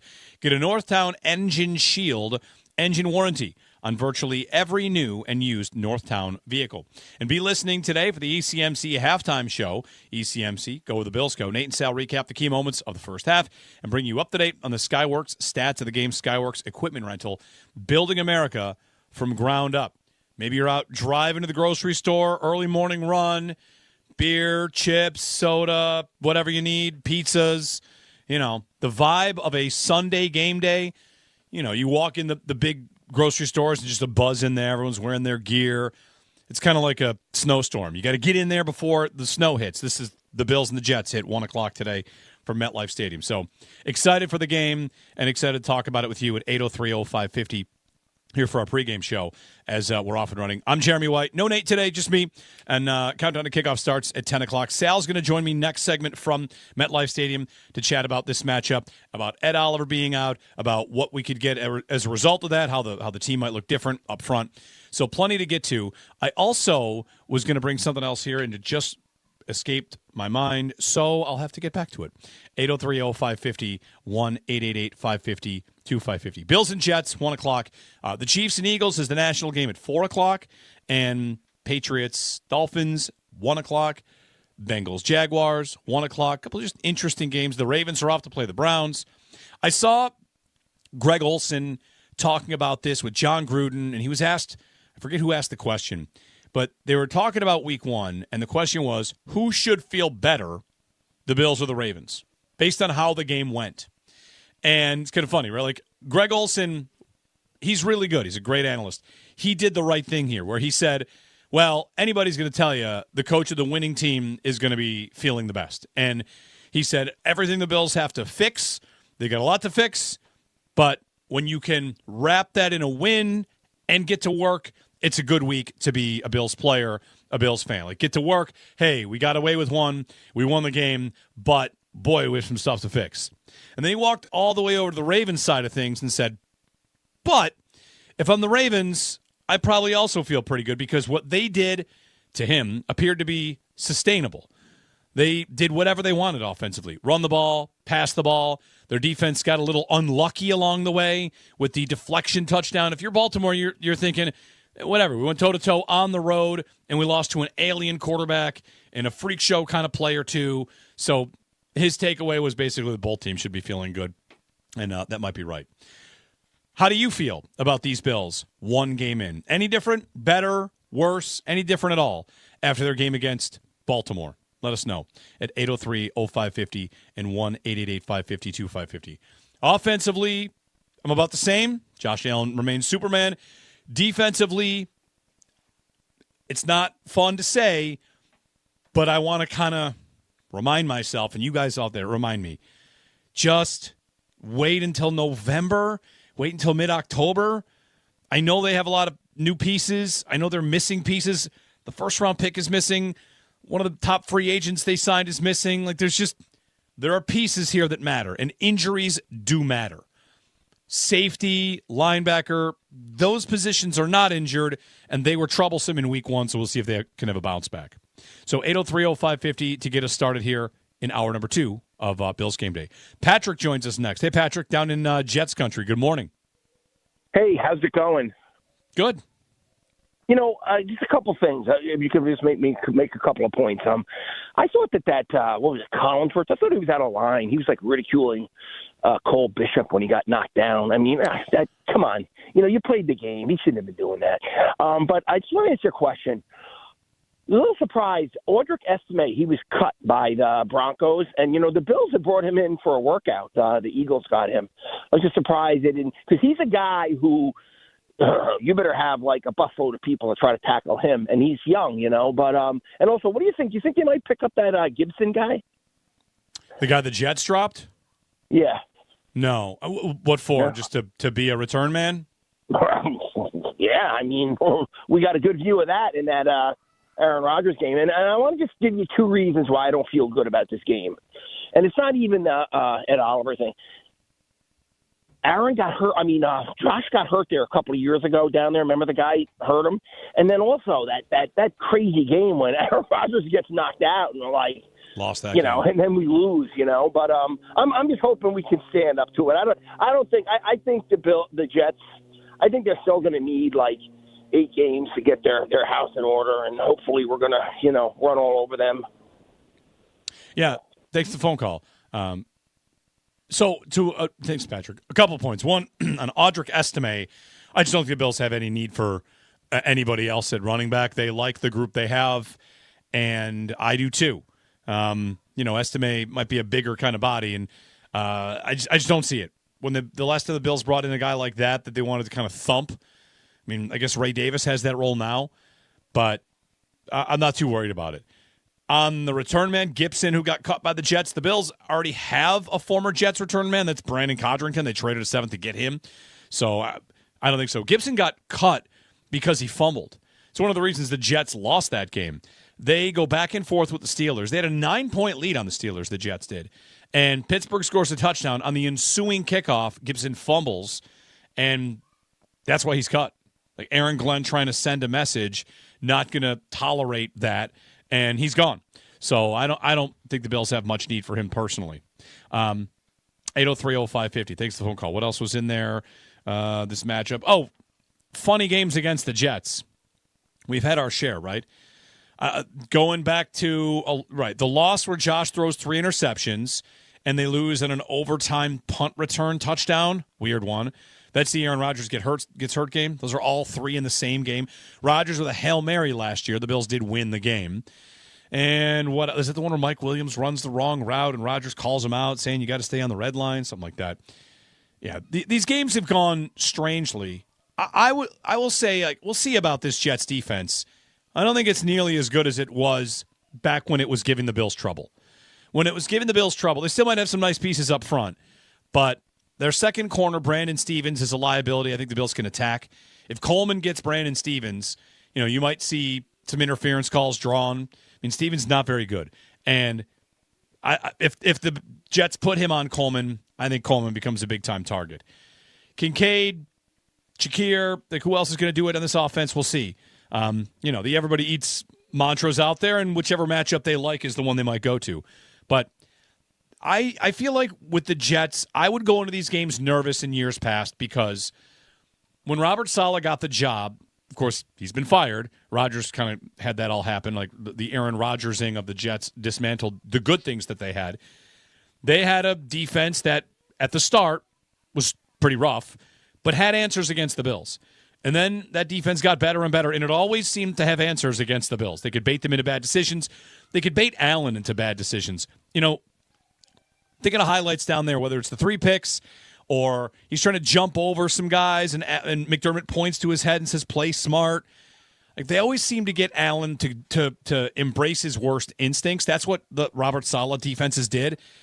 And even when Allen was doing that, that feels like forever ago. It really does. Doesn't it feel like an eternity ago where you would wonder, sugar high Josh? When was the last time anyone even said that, right? Where he's just out there doing his thing. It doesn't really happen that much. Now you just get the actual peak performance, Josh, pretty consistently. Did he make any bad throws against Baltimore and put it in harm's way? Got picked off on a conversion. Other than that, the ball's not on the ground like it used to be.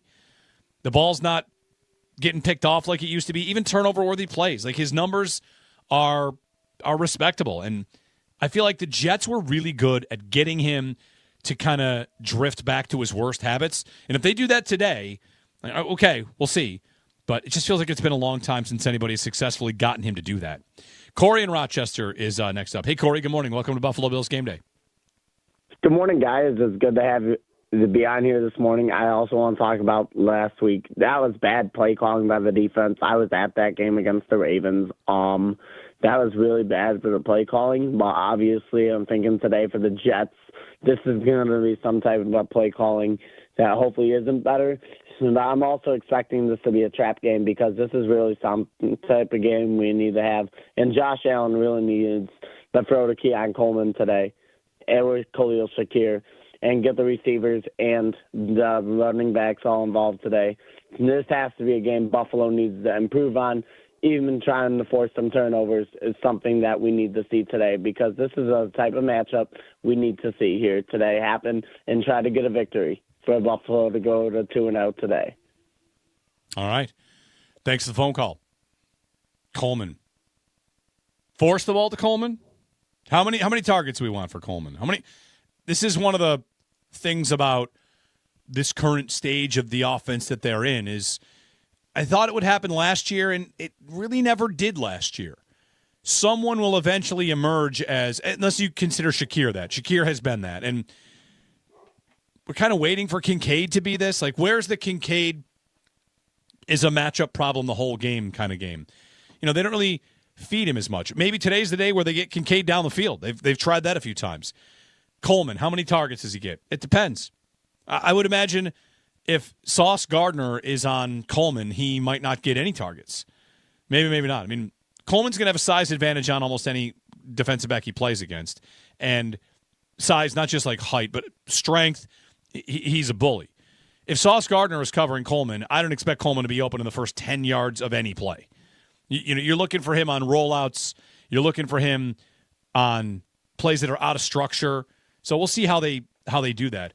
Running the ball against this Jets team, the Bills had plenty of success doing that last year. And I guess you'd have to wonder, like, how much should we think about last year's games, because both these teams have gone through, significant changes. Rodgers was able to pick this Jets team apart. He threw for 4 touchdowns. 22 of 30, 244, and 4 touchdowns. That was Rodgers in this game in week 1. And the Steelers did not run the ball well. So the Jets defense was able to hold Jaylen Warren to 11 carries for 37 yards. And, if the Bills are not able to run the ball effectively, are they going to stick with it? Are they going to make a point to stick with it? I don't think they fear a Jets team the way they might fear a Baltimore team. Maybe their defensive injuries and their defensive issues and no Ed Oliver will change things. It's one of the great, I don't want to say it's a mystery, because we can watch the Bills and see what they do, and we can see how they approach these games and wonder, are the offensive play calls affected by the defense, whether that's injuries or how the defense is playing. And Sean McDermott, one of his big, put it on the wall, complementary football. That means all the pieces of your team are kind of working together to come out with a victory, which they come out with a lot of. So if he's thinking, what's the best thing for my offense, he's thinking about how his defense plays. What's the best thing for my defense? How his offense plays. And if you go into a game against Baltimore, maybe you are interested in a lower event, kind of slower play game than you would be against the Jets. Then again, maybe that changes because Ed Oliver is out, and you're a little bit nervous about, everything, because the drop-off from Oliver to Zion Logue and how that changes what the Bills can do is probably significant. You don't just kind of roll out the same game plan, missing a certain player. This player does this well and this player does that well. So, there's what we want to do, and then there's what we can do. So we'll see how the Bills' offense plays as a result. 803-0550, 1-888-550-2550. Mr. Sal Kapacio is available. He is at MetLife Stadium. You guys made it to the stadium? You guys are already there a little early, Sal? Oh, he's not there. I thought he was right there. Okay. Oh, yeah, okay. He says he can hook up on right now. Sure, Sal. Yeah, hook up. Go for it. Oh, good to go in 5 minutes. Sorry, I misread the text. Okay, Sal in 5 minutes. And by then we'll be in break, so we'll do as scheduled at 9:30. Okay. 803-0550, 1-888-550-2550. One other point I'd like to just bring up here. There probably is no other position that could be as finicky or fans could be more fickle about than kicker. Matt Prater is the toast of the town. The Prater memes, I got players talking about him. Matt Prater's the toast of the town. He misses an important kick today. What do we do? Bring back Bass, right? Maybe not. Maybe you're someone that's, you've had enough on Tyler Bass. I think he's a fine kicker, adequate, good enough. Prater makes a game-winning kick against the Ravens, an incredible comeback to cap that game. And yes, he gets the game-winning kick, but I said this during the week. I really feel for Tyler Bass. I mean, Bass hit a 60-yarder to win last year in a very important spot. And Prater hits what is, not quite a chip shot, but it was very much a expect to make that kind of kick. The Bills were able to take their time, get it to the do what they wanted to, and then, all right, come on out and kick this thing for the win. And he's the toast of the town. And, good for him. It's a kind of a cool story. He's been around the league. He's got more Player of the Week honors in his career than Josh Allen. He has 19 Special Teams Player of the Week honors. Prater does. So he's a good story, but I'm just ahead of time, knock on wood. I'm not jinxing this. Do not say it's a jinx. Kicker is fickle. I mean, he was not on a team. That's not a coincidence. Whether it's age, must only be age, because he actually had not had bad seasons these last couple of years. But you miss an extra point in a key moment, you miss a kick that's important, and from toast of the town to, I don't know, where's Tyler Bass? Bills also have a new punter this week, so special teams changes. We've got lots of them. 803-0550, 1-888-550-2550. The Bills are 1-0. Every other team in the AFC East is 0-1. If the Bills lose today, this is something Sal had a note of. We'll get to Sal again coming up on the other side. If the Bills were to be upset today, they'd be in third in the division no matter what. Because the Jets would be 1-0 in the division and 1-1. And either the Patriots or the Dolphins would be 1-1 and 1-0 in the division. And the Bills would be 1-1 and 0-1 in the division. So we'll go ahead and say this is the keep it out of third place game, which, it should be all right. Sean on Long Island is up next. Hey, Sean. Good morning. Hey, Jeremy. Jeremy, good morning. How are you? Good morning. Good morning. All right, so just had a little concern. I mean, on the eyeball test last week against the Ravens, it didn't look like the O-line was performing as the O-line did last year. Again, one game, I totally get it. I felt like Josh did have some guys in his face much more frequently than last year. Obviously, the inside run game was kind of non-existent because McGovern and I don't know if it was Edwards, they really weren't getting anything against up the middle with Travis Jones, I guess, there. But so my question to you is I don't see any drop-off between, the Ravens start D-tackle and Quinnen Williams. Any concern on your end as far as the O-line not kind of looking how it did last year and establishing a run game, especially right up the gut? Yeah. Is the Ravens D-line better than the Jets, you think, or?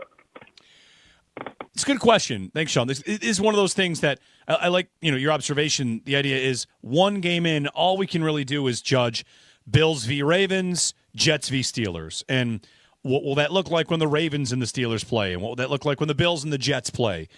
And it's about matchups. Does this Bills rushing offense have a problem, is what you're saying?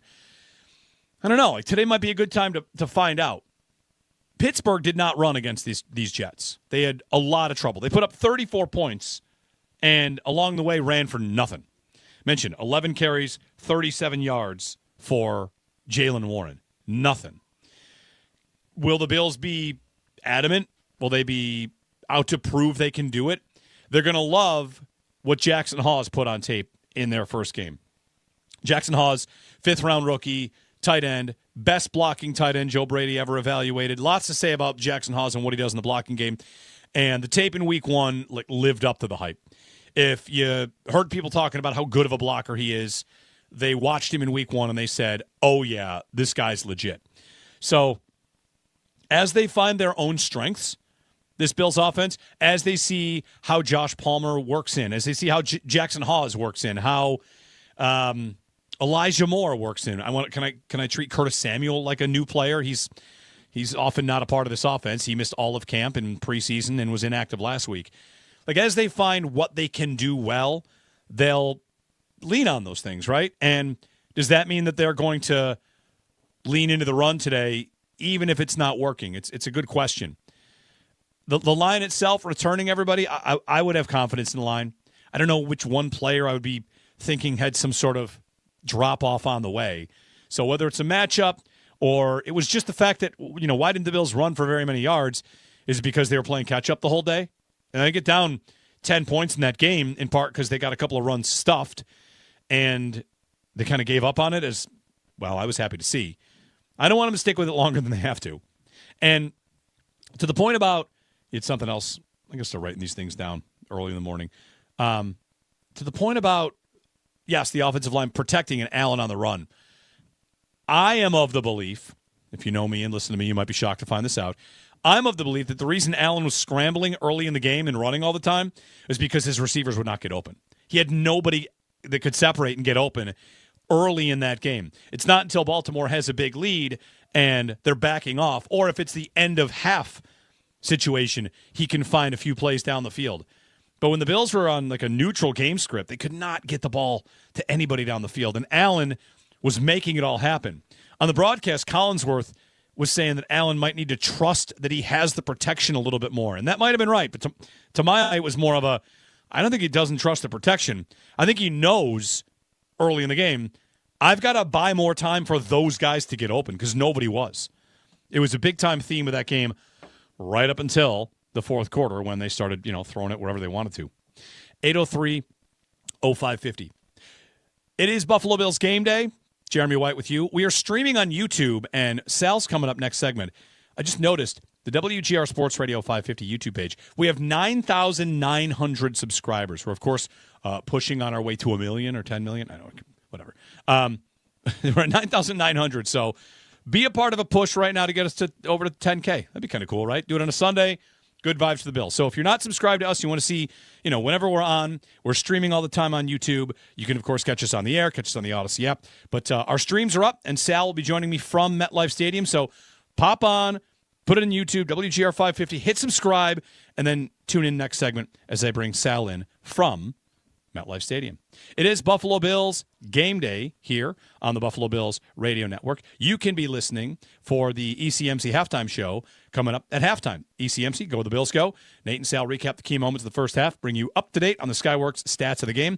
Skyworks Equipment Rental, building America from ground up. And we've been getting connected with our fans. That's powered by Verizon, the official 5G partner of the Buffalo Bills. Time for a break. We're back in a snap, brought to you by Snapdragon Apples, the official Apple of the Buffalo Bills. Jump in, subscribe to our page on YouTube, and check out Sal from MetLife. He'll take us inside, give us the weather report, the breakdown, all of it. It's coming up here on Buffalo Bills Game Day.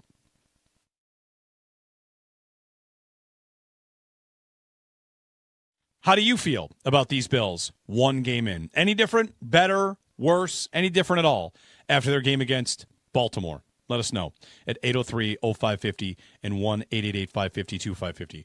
Offensively, I'm about the same. Josh Allen remains Superman. Defensively, it's not fun to say, but I want to kind of remind myself, and you guys out there, remind me, just wait until November, wait until mid-October. I know they have a lot of new pieces. I know they're missing pieces. The first-round pick is missing. One of the top free agents they signed is missing. There are pieces here that matter, and injuries do matter. Safety, linebacker, those positions are not injured, and they were troublesome in week one, so we'll see if they can have a bounce back. So 803-0550 to get us started here.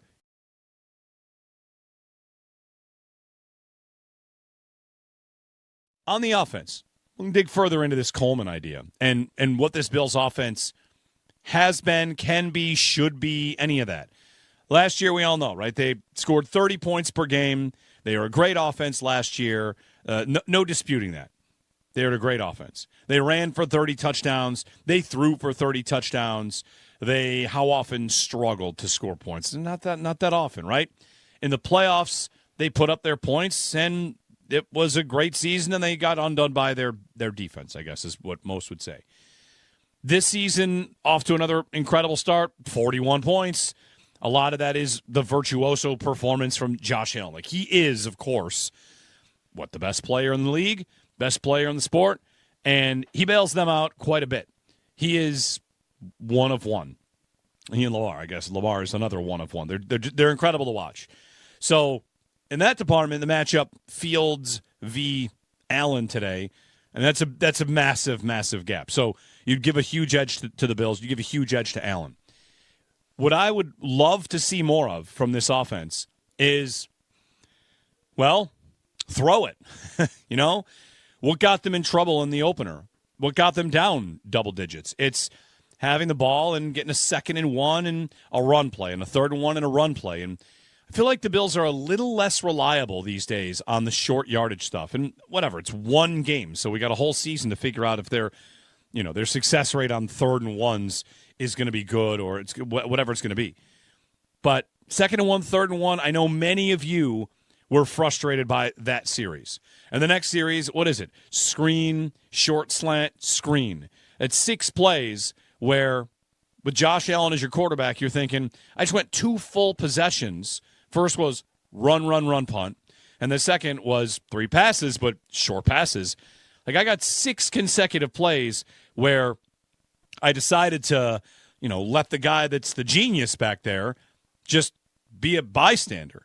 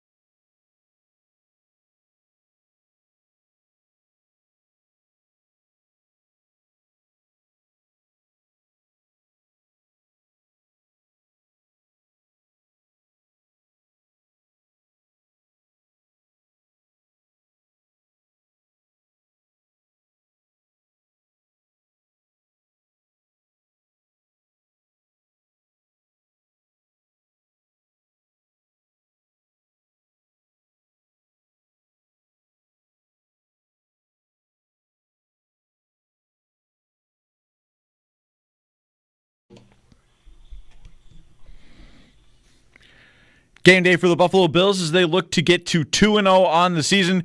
They're on the road today taking on an AFC East rival in the New York Jets. The Barnes Firm Injury Report brought to you by the Barnes Firm. Injured for help, call 1-800-8-million. Ed Oliver out for today's game. Meanwhile, 4 players questionable in Tre'Davious White, Taron Johnson, Jordan Hancock, and Shaq Thompson. The Bills elevated linebacker Keontae Jenkins and defensive tackle Zion Logue from the practice squad for today's game. As for the Jets, they have 3 players out: wide receiver Josh Reynolds, defensive lineman Jay Tufele, and running back Kini Nwagwu, all out for this game. Meanwhile, tight end Mason Taylor and cornerback Michael Carter II are questionable for today's contest. We have pregame coverage of Bills and Jets all morning leading up to the 1 o'clock kickoff from East Rutherford, New Jersey, with Chris Brown, Eric Wood, and Sal Kapacio on the call from the Northwest Bank broadcast booth right here on the Buffalo Bills radio network. Weather for this game expected to be about 75 degrees and partly cloudy with little to no wind by kickoff. Weather brought to you by Paddock Chevrolet. Score big with new Chevys and quality pre-owned vehicles from Paddock Chevrolet. Around the NFL, according to ESPN's Adam Schefter, the Dallas Cowboys have reportedly agreed to a contract extension with offensive tackle Tyler Smith to the tune of 4 years and $96 million. The 49ers already without quarterback Brock Purdy and tight end George Kittle against the Saints. Meanwhile, there's going to be a pair of game-time decisions with offensive tackle Trent Williams and wide receiver Juwan Jennings. The Browns expected to have second-round running back Quinshon Judkins making his debut today. Judkins was the last player to sign on his rookie deal. This update brought to you by Fiegel Carr and Joyce, your border attorneys. I'm Derek Kramer with the Buffalo Bills Radio Network.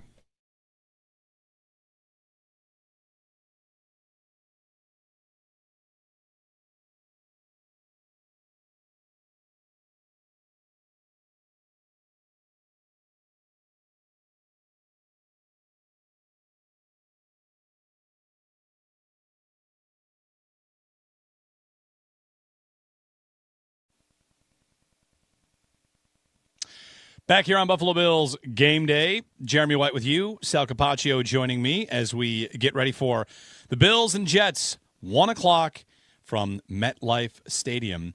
And we are back. Let TRS Heating and Air Conditioning and Electrical Excellence intercept your heating bills. Enter now at WGR550.com for a chance to win $1,200 towards your home heating costs.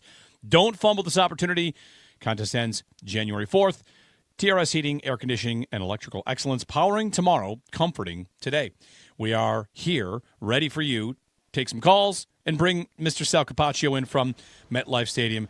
Sal, what do you got there? A beautiful, sun-drenched MetLife Stadium? Is it everything a football fan could hope for? Oh, my gosh. Guys, I mean, you had the night game last week. And granted, it's September, so night games, are nice. It's a night game Thursday. It's another night game after that. Give me Sunday afternoon at 1 o'clock, and if you're going to give that to me, give me all the sunshine and warmth, and we have that here at MetLife Stadium in East Rutherford. It is a sun-baked Buffalo Bills sideline. Now, it's not like the Miami Heat, right? The heat and the humidity are in Miami.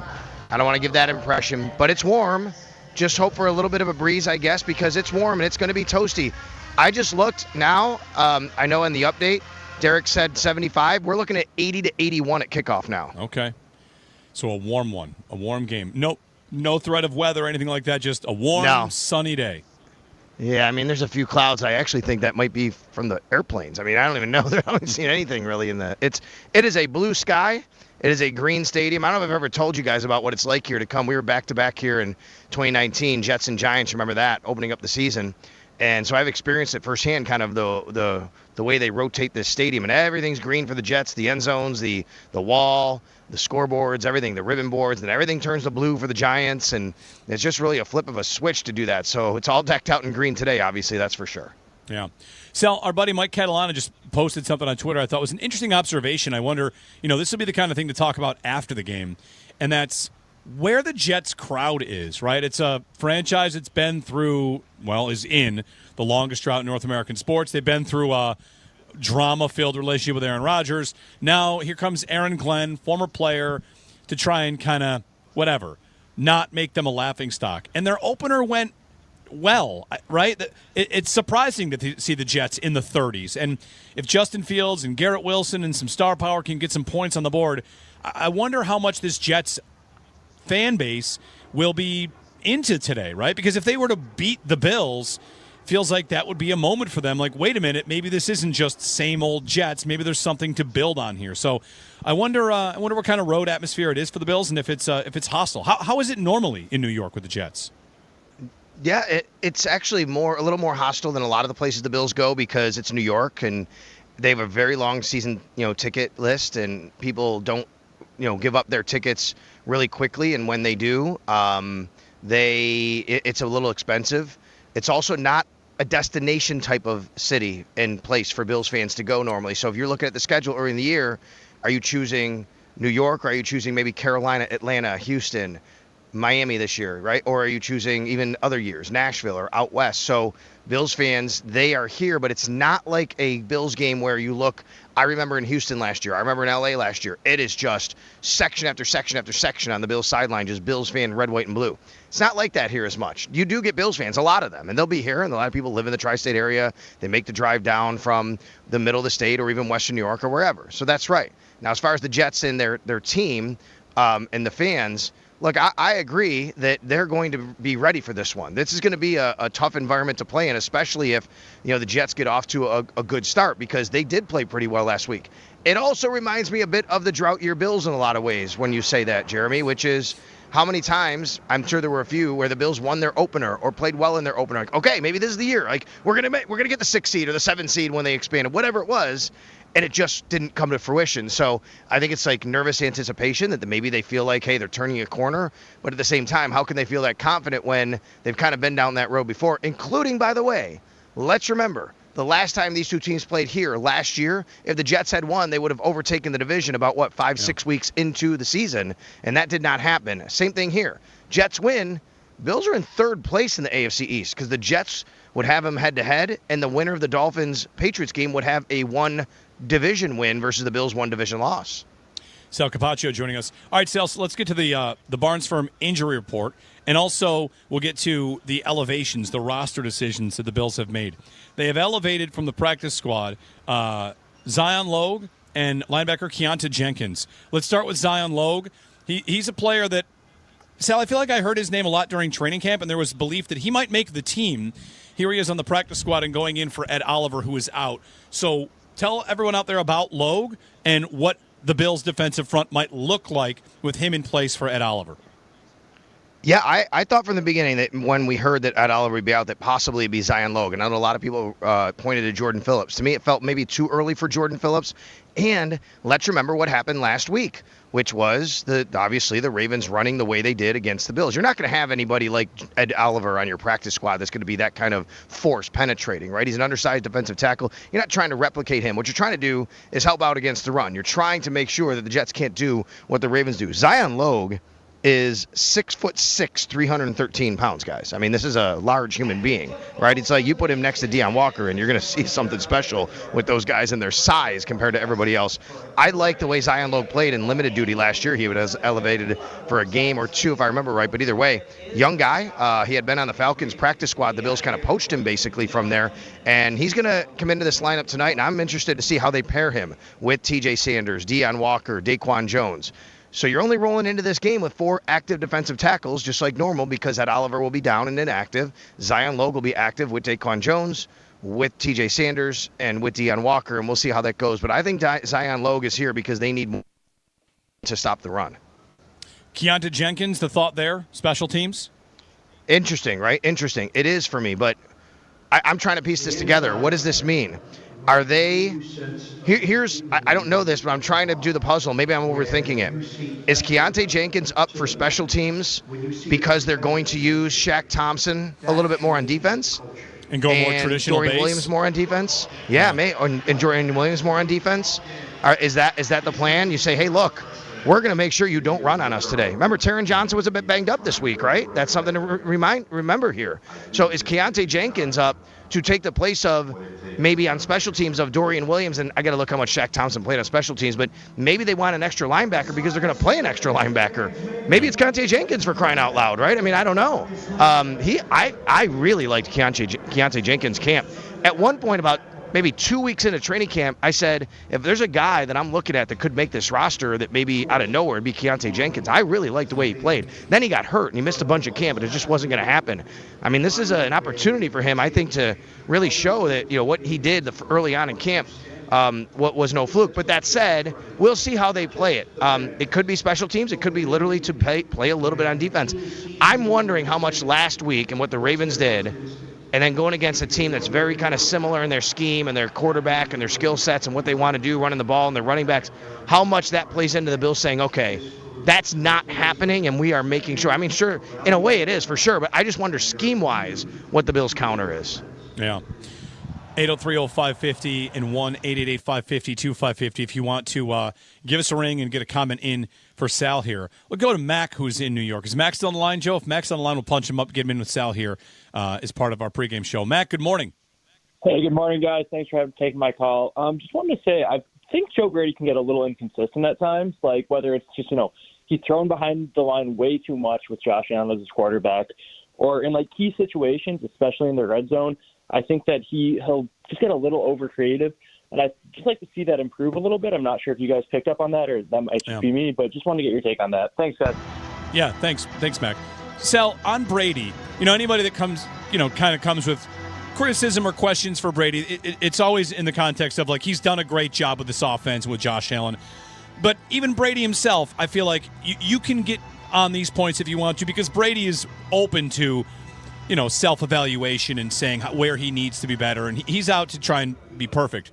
The 2-point conversion plays, the fact that they go, 0 for 3 in that Baltimore game, and it's maybe a fine point to get into, but this week, how much chatter was there about short yardage, what their game plan should be in short yardage spots? Because in the last couple games we've seen the Bills play, it seems like it's been a little bit of work to get those short yardage plays to succeed.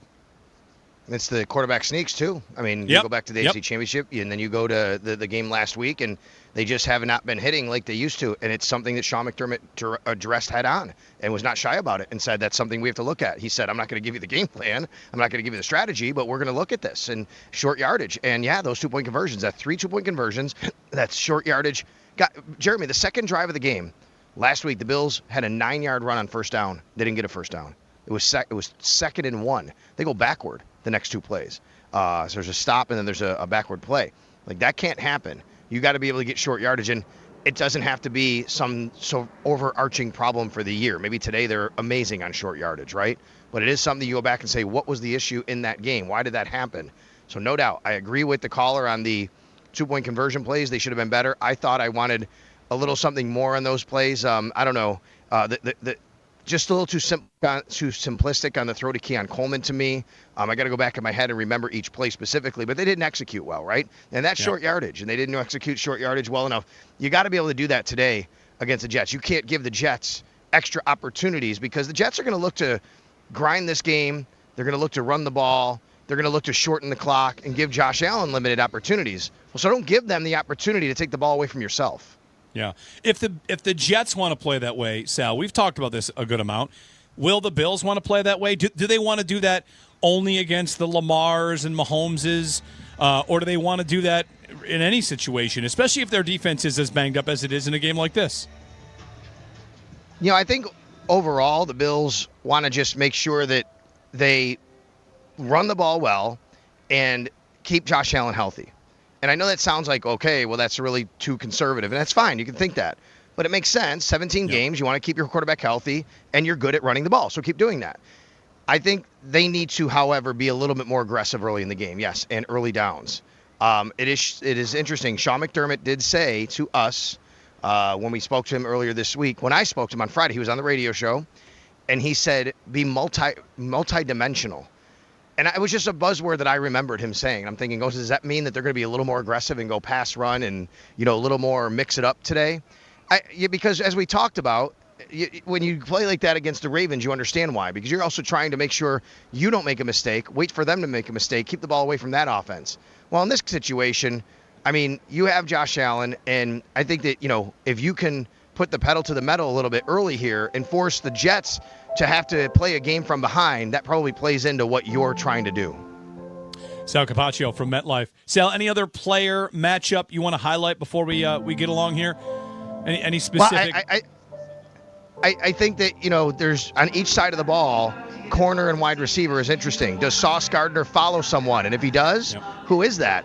Is that Keon Coleman? The Bills, I think, and this is a really good case of the everybody eats mentality. If you want to follow Sauce, well, guess what? Khalil Shakir is going to have a game. If you want to follow Khalil Shakir, and I know he's in the slot a lot, I get it, Keon Coleman and Dalton Kincaid. This is a true, you have one guy that you could do that, and we think we can maybe beat other guys around the field. So go right ahead if you want to do that. We're going to throw on you with these other guys. So I think this is a game for that. But the other part of it is the other side of things. I mean, Jeremy, if you look at last week's game against the Steelers, it was Garrett Wilson with 9 targets. The next closest receiver had 3, and he's not playing today. And that's Josh Reynolds. I mean, they have one wide receiver on this team that they go to, and he's really, really fantastic, no doubt. Do we see Christian Benford travel with Garrett Wilson? I'm fascinated by that because we have not seen that. Now, the other part of this is I'm expecting Tre'Davious White to make his return into a Bills uniform for the first time in 2 years since he got hurt in Miami a couple of years ago during the middle of the season. Of course, wasn't on the team last year.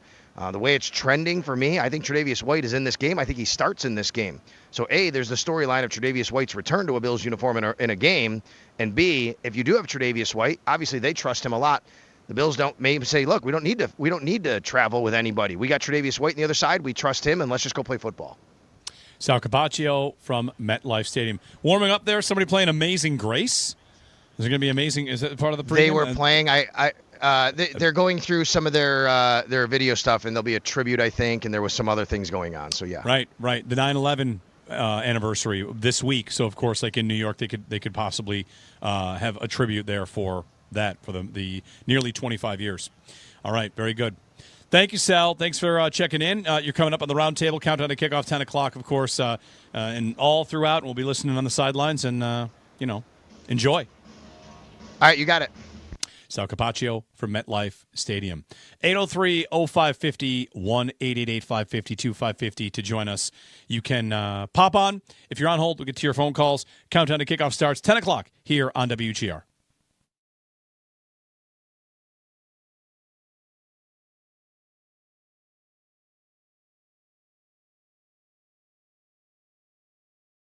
on the offense, we'll dig further into this Coleman idea and what this Bills offense has been, can be, should be, any of that.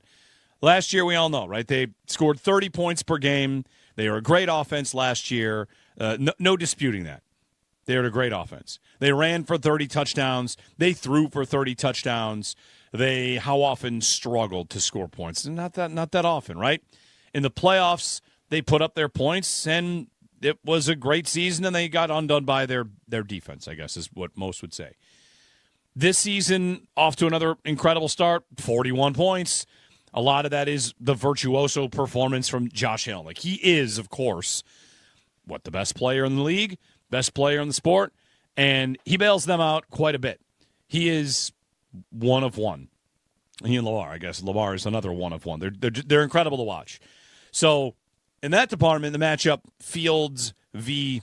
Allen today, and that's a massive, massive gap. So you'd give a huge edge to the Bills. You give a huge edge to Allen. What I would love to see more of from this offense is, throw it. You know? What got them in trouble in the opener? What got them down double digits? It's having the ball and getting a 2nd and 1 and a run play, and a 3rd and 1 and a run play. And I feel like the Bills are a little less reliable these days on the short yardage stuff. And whatever, it's one game, so we got a whole season to figure out if their success rate on 3rd and 1s is going to be good or it's whatever it's going to be. But 2nd and 1, 3rd and 1, I know many of you were frustrated by that series. And the next series, what is it? Screen, short slant, screen. It's 6 plays where with Josh Allen as your quarterback, you're thinking, I just went 2 full possessions. First was run, punt. And the second was 3 passes, but short passes. Like, I got 6 consecutive plays where I decided to, let the guy that's the genius back there just be a bystander.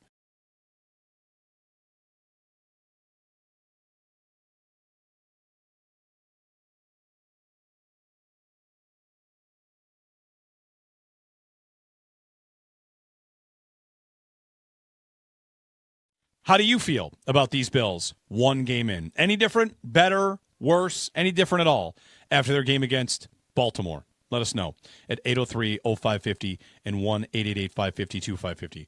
Offensively, I'm about the same. Josh Allen remains Superman. Defensively, it's not fun to say, but I want to kind of remind myself, and you guys out there, remind me, just wait until November. Wait until mid-October. I know they have a lot of new pieces. I know they're missing pieces. The first-round pick is missing. One of the top free agents they signed is missing. Like, there are pieces here that matter, and injuries do matter.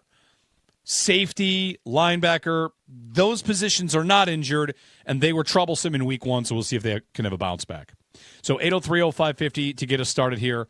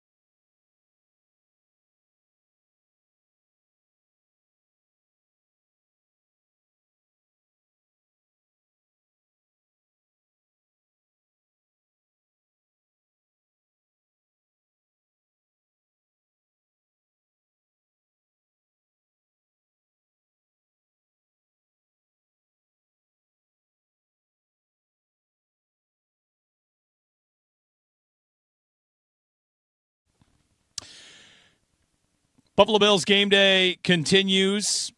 Jeremy White with you here on the Buffalo Bills Radio Network. 1 o'clock kickoff. We love to see it, right? Got a 1 o'clock kickoff against the Saints in a couple of weeks. But 2 games in the next 5 days, today against the Jets. And then Thursday Night Football against the Dolphins. That'll happen this week as well. Be listening next hour during Countdown to Kickoff for Tailgate Trivia presented by TSE Buffalo. You could win a Buffalo Bills autographed merch item courtesy of Total Sports Enterprises Buffalo. And stay tuned following today's game for the Coach's Podium with head coach Sean McDermott live during the Bills postgame show. It's brought to you by Northtown Kia, West New York's #1 Kia dealer. Countdown to Kickoff comes your way. Of course, along the way, the round table, Eric Wood, Chris Brown, they'll have the play-by-play. Chris Brown play-by-play, Eric Wood to have the color, and Sal from the sidelines. It's all coming up from New York against the Jets. First divisional matchup of the year. The Bills have the best record in division of any team in football in the last 5 years. They're 24-6 in division, the Bills are. And the Jets are 6-24, actually. The Jets, they beat other teams. They beat the Bills a little bit. I think they've lost 1 million in a row to the Patriots. Anyway. Off we go. AFC East, the race is on. If the Jets win, they'd be in first. And if the Bills lose, they'd be in third. Not too worried about it. Countdown to Kickoff comes your way. Thanks for calling, texting, tweeting. Go ahead and subscribe and like on our YouTube page as well if you're streaming the show. And I'm back with Joe Monday morning, 6 a.m. for Buffalo Bills. Football Monday to break this game down. Until then, cheers. This is the Buffalo Bills Radio Network.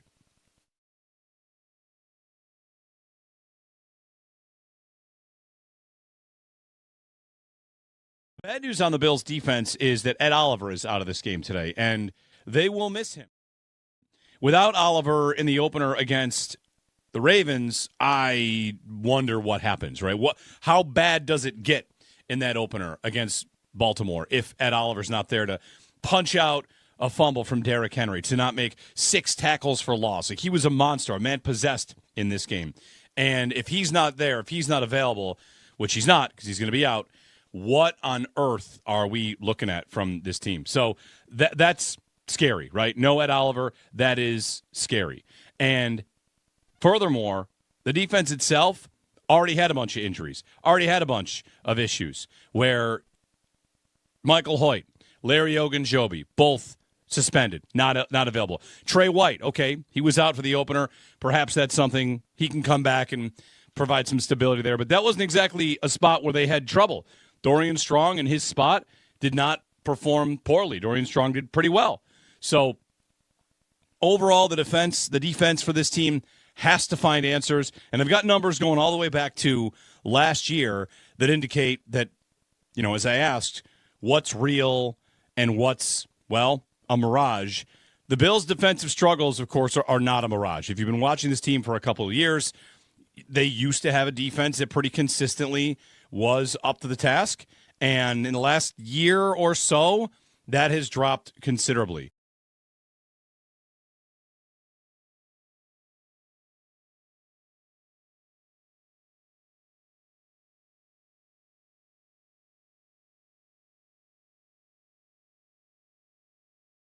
How do you feel about these Bills 1 game in? Any different, better, worse, any different at all after their game against Baltimore? Let us know at 803-0550 and 1-888-550-2550. Offensively, I'm about the same. Josh Allen remains Superman. Defensively, it's not fun to say, but I want to kind of remind myself, and you guys out there, remind me, just wait until November. Wait until mid-October. I know they have a lot of new pieces. I know they're missing pieces. The first-round pick is missing. One of the top free agents they signed is missing. There are pieces here that matter, and injuries do matter. Safety, linebacker, those positions are not injured, and they were troublesome in week 1, so we'll see if they can have a bounce back. So 803-0550 to get us started here.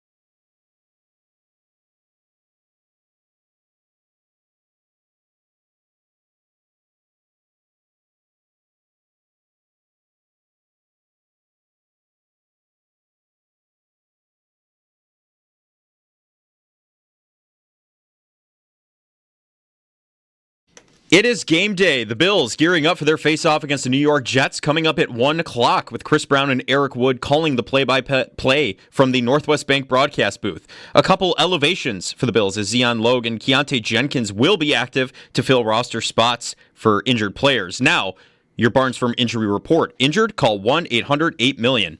Notable injuries for the Bills. Ed Oliver is officially out with an ankle injury, and questionable players include linebacker Shaq Thompson with a hamstring and hand injury, cornerback Taron Johnson with a quad injury, defensive back Jordan Hancock with a shoulder injury, and cornerback Tre'Davious White dealing with a groin injury.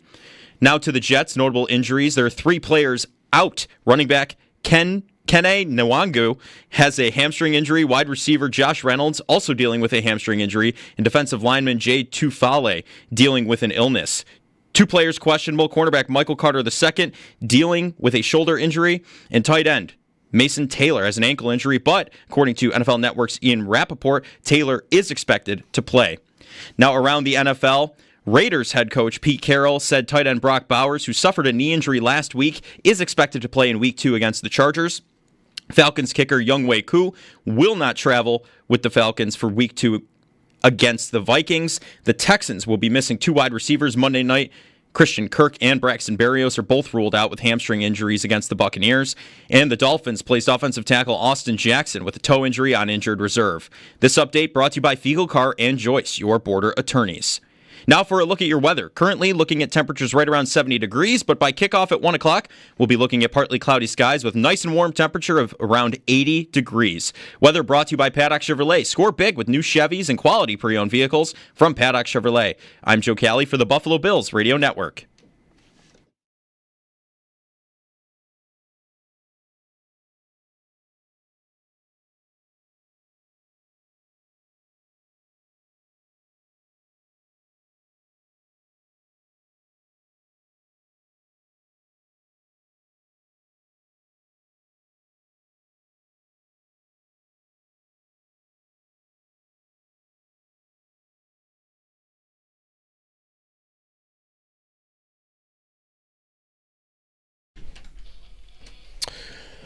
Good morning. It's a beautiful Sunday morning. We are getting you ready for a 1 p.m. kickoff between the Buffalo Bills and the New York Jets with Chris Brown and Eric Wood calling the play-by-play from the Northwest Bank broadcast booth. Countdown to kickoff is presented by Northtown Automotive. Whatever you're looking for, you'll find it at Northtown. No Nate Geary today. Joe DiBiase, Derek Kramer hanging out in here as well, and we are rolling towards a good Sunday of football. It is perfect out. This would have been a great day for a home game. Oh, holy yes, cow. I would agree. Not that last week wasn't great, too, because we had that fall chill. But this is like 75 and sunny around here. Like, this is a patio game. It's a patio game, but also last week was still better. Absolutely. So a game against the Jets today that has got a lot of intrigue for me and styles and, thinking about what the game could mean in the standings and the division as well. So a lot to get to here on Countdown to Kickoff. And we'll kick things off with the pregame huddle, which is presented by Northtown Hyundai, Western New York's premier Hyundai dealership. So this game, we'll get into a lot of the matchup, the quarterback, Justin Fields. I've got a crazy stat about him for this game that I think could also play into how the Bills play this game. But, Derek, I don't know how you're thinking about the Jets after week 1 because they are a, laughingstock franchise for sure and have been for a long time.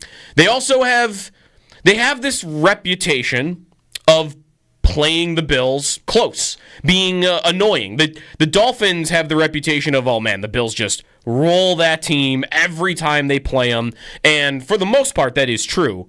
For the Jets, it's interesting that I think of them that way, like, they've had some tough games against the Jets. They've had some embarrassing losses to the Jets, thinking of the Zach Wilson opener on Monday Night Football a couple of years ago.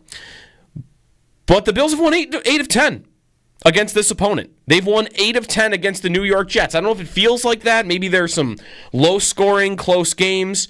I think, though, the theme of what I hope to get to today on this show is that I don't think this is the same Jets team that gave Josh Allen trouble at times with a Robert Saleh defense that was loaded everywhere on that side of the football.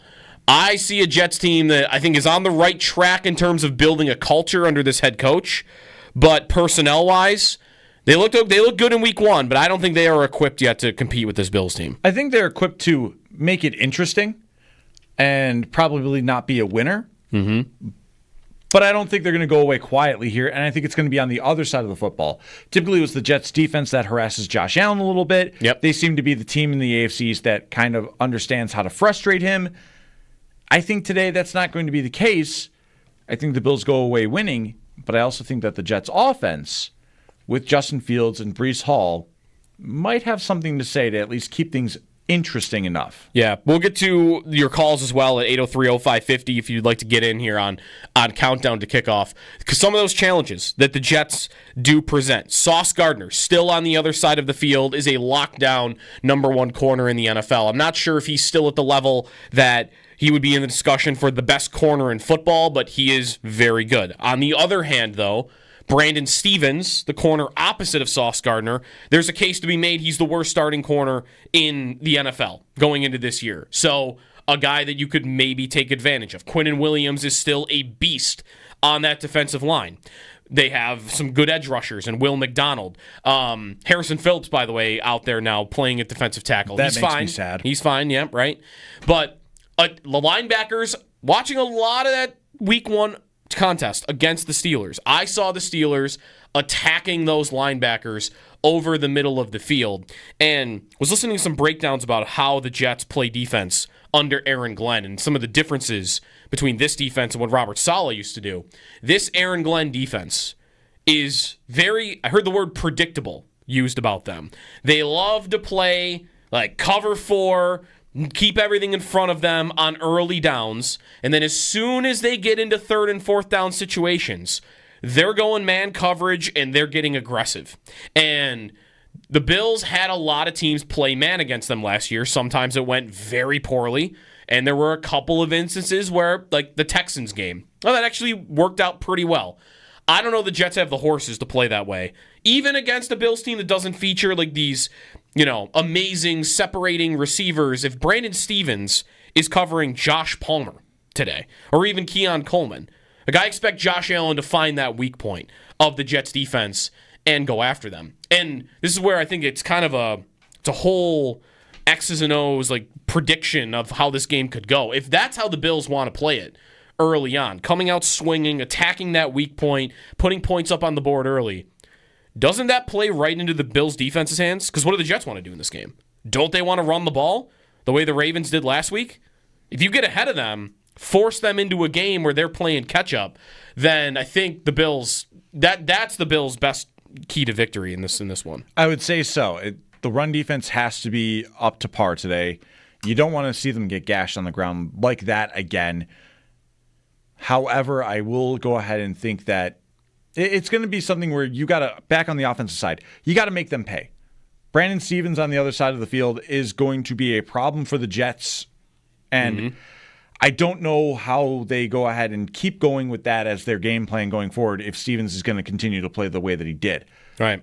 Michael Carter II is dealing with an injury. Mm-hmm.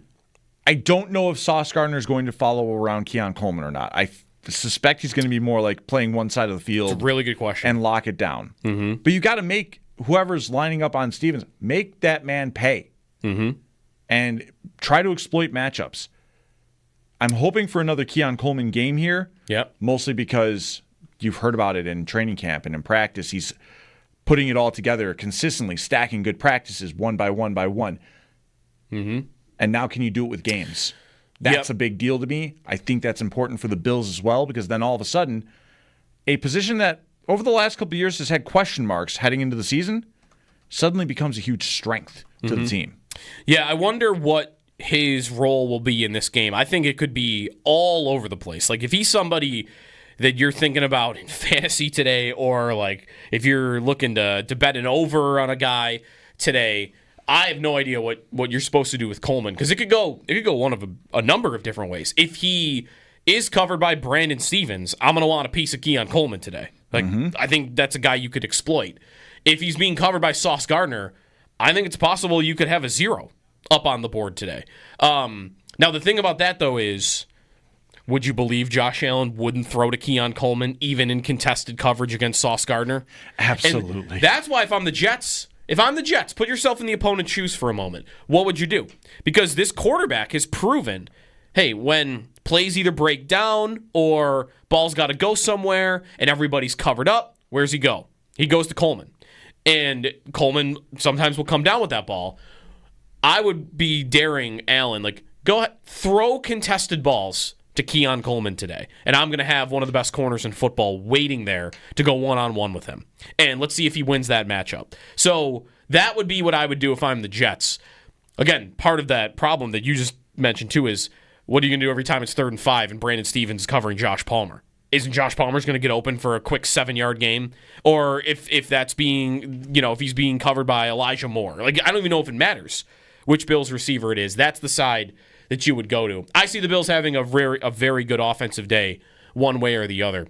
To the run defense, no Ed Oliver in this game, and we'll see what kind of impact that has. Zion Logue promoted from the practice squad. Here's some numbers on Breece Hall. Breece Hall's not Derrick Henry, but he's a very good running back. He was amazing in week 1. He wins in different ways than Derrick Henry. Henry is a freight train that's going to run right at you, and he can run by you, but he'll also run through you. Breece Hall might dance a little bit. He's tougher to tackle in open space, but if you get a hold of him, clearly, this would be most running backs, you're going to have an easier time bringing him down than you did the guy last week. And Breece Hall in his career against the Bills has found success. 48 carries for 308 yards in 4 games. That's an average of 6.4 yards per carry. Only the 1 touchdown. He did add 134 yards through the air, 11 yards per reception, couple of big plays juiced that up. So, no, it's not Derrick Henry, but go look at the list of running backs, Derek. They play this year on their schedule. In the quest to figure out, hey, how bad is their run defense? Was it just a Derrick Henry problem, or is it a true Bills problem? This is honestly one of their better tests throughout the rest of the season, is this guy and this ground attack. Especially before the bye week. You have Bijan in there. Yeah, right, you have Bijan in there, but pretty much, though, you're looking at, 3 of these 6 teams to start your season to have really good rushing attacks and players that can do that. Yeah.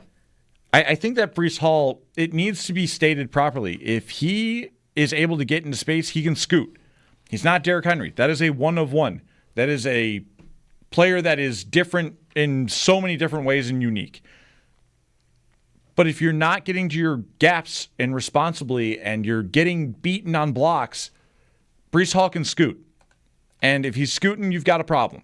Mm-hmm. I also think that I'm going to get a lot of respect right now for the Jets' new offensive coordinator, Tanner Engstrad. Mm-hmm. He was very smart on how to deploy Breece Hall last week. They did not run to the offensive right at all. Saw that, yeah. That rushing chart, not weird. TJ Watt's on that side. Oh, okay, right, yeah. So it's smart. Yeah. So I'd imagine Engstrad is looking at how Baltimore used read option against the Bills' defensive ends who were crashing in particular Joey Bosa. Mm-hmm. I would be attacking with read option again because you have a quarterback in Justin Fields who ran for 1,100 yards 3 years ago. Yeah. I would be looking at that tape, using that because you have the skill set and the personnel to do it. Mm-hmm. The Bills need to beat blockers and get to their assignments on time today because if not, there are 2 players there. Yeah, they're not Lamar Jackson and Derrick Henry, but Justin Fields and Breece Hall can at least give you enough headaches. That's right. The read option game that they deploy will be curious to see how the Bills match up with that. They did run that success against the Steelers last week. You mentioned how they played Watt, not just in the run game, but I watched back a lot of that game too this week, and they were doubling up TJ Watt with a tight end on almost every single play, and Watt couldn't really get near Justin Fields. It was not just the tight end part of it, though. Armand Membo, their top 10 pick from this past draft class, 7th overall, was great. He was PFF's highest graded offensive lineman in week 1. It was a great debut for him. And again, he had a little bit of help on Watt. But when he was going one-on-one with Watt, he was holding his own. So that's a real player, I think, on that side of the football, on the right side for the New York Jets. And whether that's a Rousseau matchup or whether that's going to be a Bosa matchup, we'll see. That's the one thing that I'm curious, like, how that could help Justin Fields. Justin Fields, in my mind, he is a one-read, tuck-it-and-run quarterback. If that first read isn't there, he is not the guy to stand in the pocket, process what the defense is doing, go first read to second read to third read. Like, these are actually his weaknesses as a player, I think. Right. It is, if you're his offensive coordinator, it's give him a guy open quick, and if that's not there, employ him to run the ball. And there was a lot of that in week 1. Now, the other thing that he's very bad at in his career, this was a big problem in Chicago, the guy takes a lot of sacks. And that comes into your first point, though. Right. Their line with Membo, and I know they don't have Vera Tucker, but the center kicked out to guard, and that might actually help them a little bit on that position. The line might be good in New York. And the one thing that could solve a problem of, hey, my quarterback cannot deal with pressure, takes sacks all the time. I'm thinking of Detroit for this a little bit. Jared Goff, one of his fatal flaws in LA was, man, the guy just cannot handle pressure. So how did they solve that in Detroit? I just built him one of the best lines in football. Said, we're just going to not make you deal with pressure as often. And I don't know the Jets are on that level, but it was a good first game for them. And that's how you would get the most out of Justin Fields. It's give him as much time back there as humanly possible, because it takes him an extra second to figure out what the defense is doing than maybe a Josh Allen does. And even then, it's also the offensive coordinator making sure to protect the rookie tackle anyway. They don't run at that direction. They don't run at TJ Watt. So now you're still breaking him in slowly but surely against an elite pass rusher in the National Football League like Watt, who has had a tendency to just take over games by his lonesome. Mm-hmm.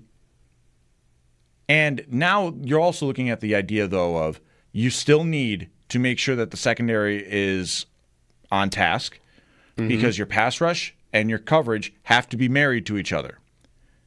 Dorian Strong looked good in his first game.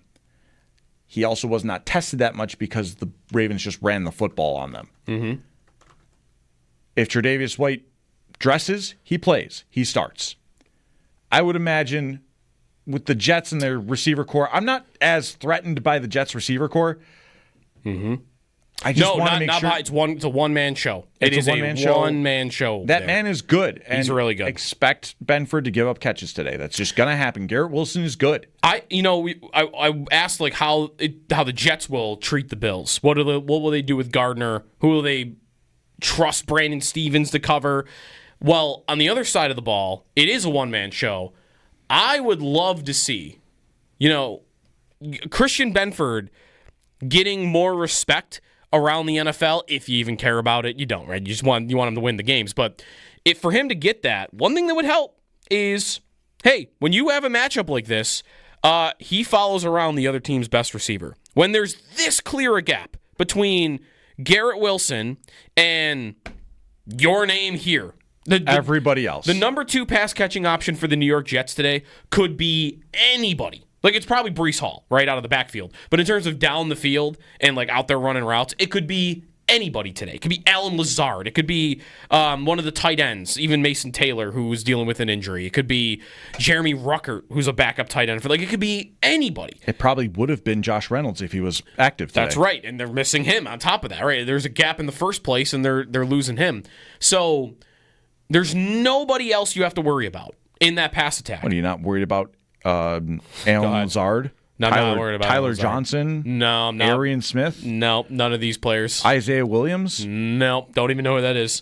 Just not worried about it. So when there is that big a gap, and the Bills look at their corner situation right now. They have a true number 1 corner, one of the best in the league in Christian Benford.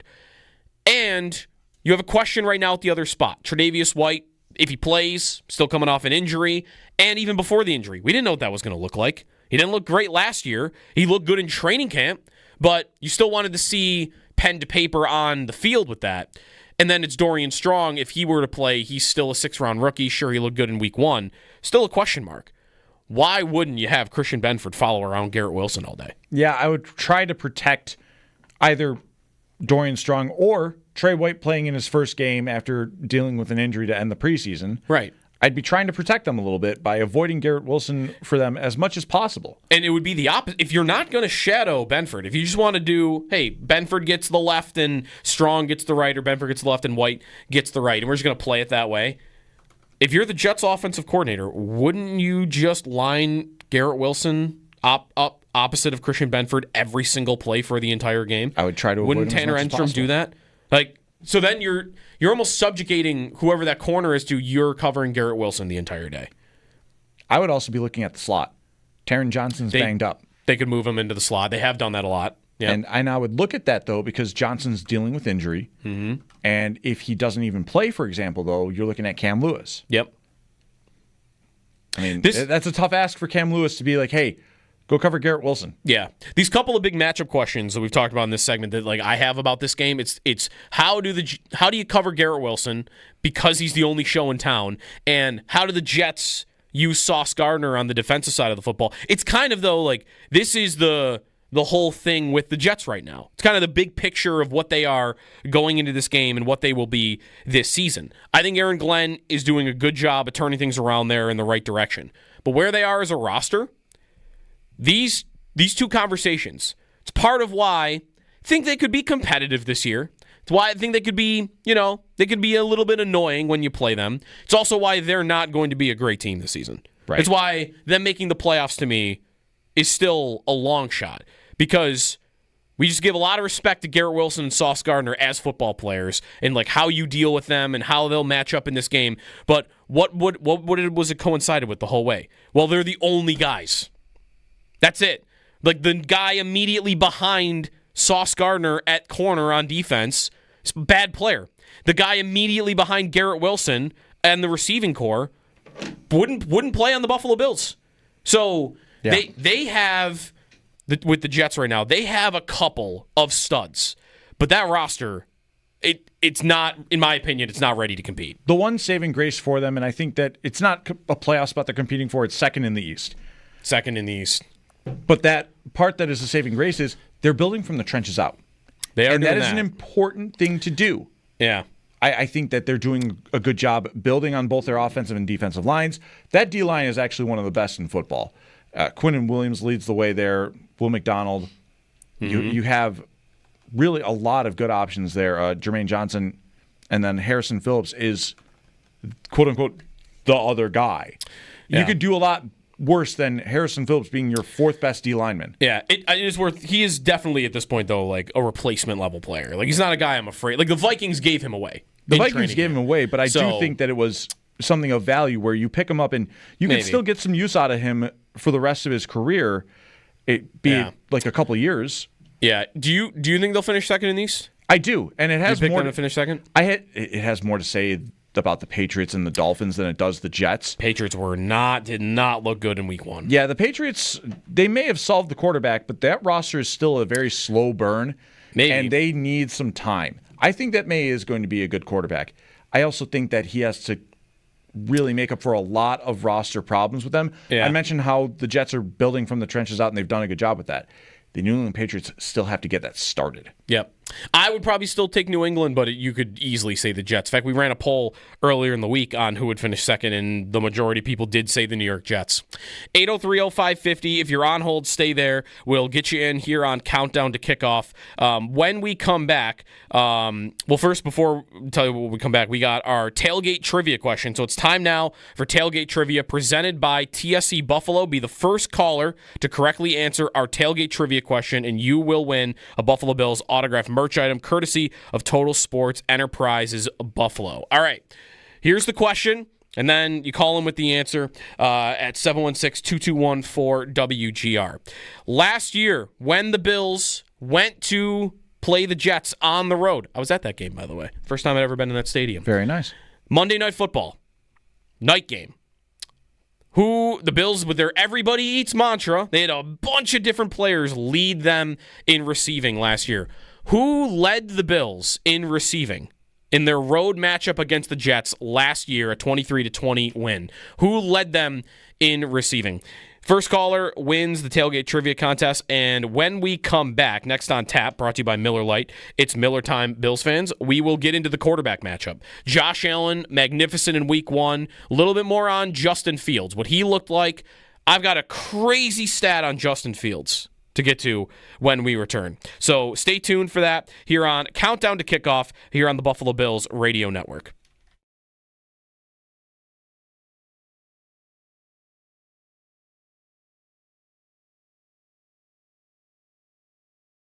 Sal Kapacio joining us. All right, Sal, so let's get to the Barnes Firm injury report, and also we'll get to the elevations, the roster decisions that the Bills have made. They have elevated from the practice squad Zion Logue and linebacker Keontae Jenkins. Let's start with Zion Logue. He's a player that, Sal, I feel like I heard his name a lot during training camp, and there was belief that he might make the team. Here he is on the practice squad and going in for Ed Oliver, who is out. So tell everyone out there about Logue and what the Bills' defensive front might look like with him in place for Ed Oliver. Yeah, I thought from the beginning that when we heard that Ed Oliver would be out, that possibly it'd be Zion Logue. And I know a lot of people pointed to Jordan Phillips. To me, it felt maybe too early for Jordan Phillips. And let's remember what happened last week, which was obviously the Ravens running the way they did against the Bills. You're not going to have anybody like Ed Oliver on your practice squad that's going to be that kind of force penetrating, right? He's an undersized defensive tackle. You're not trying to replicate him. What you're trying to do is help out against the run. You're trying to make sure that the Jets can't do what the Ravens do. Zion Logue is 6'6", 313 pounds, guys. I mean, this is a large human being, right? It's like you put him next to Deion Walker, and you're going to see something special with those guys and their size compared to everybody else.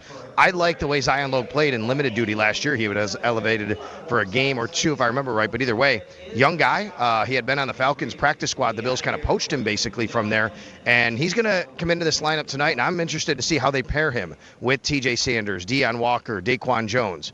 So you're only rolling into this game with 4 active defensive tackles, just like normal, because Ed Oliver will be down and inactive. Zion Logue will be active with Daquan Jones, with T.J. Sanders, and with Deion Walker, and we'll see how that goes. But I think Zion Logue is here because they need more to stop the run. Keontae Jenkins, the thought there, special teams? Interesting, right? Interesting. It is for me, but I'm trying to piece this together. What does this mean? Are they I don't know this, but I'm trying to do the puzzle. Maybe I'm overthinking it. Is Keontae Jenkins up for special teams because they're going to use Shaq Thompson a little bit more on defense? And go more traditional Dorian base? Williams more on defense? Yeah, and Dorian Williams more on defense? Is that the plan? You say, hey, look, we're going to make sure you don't run on us today.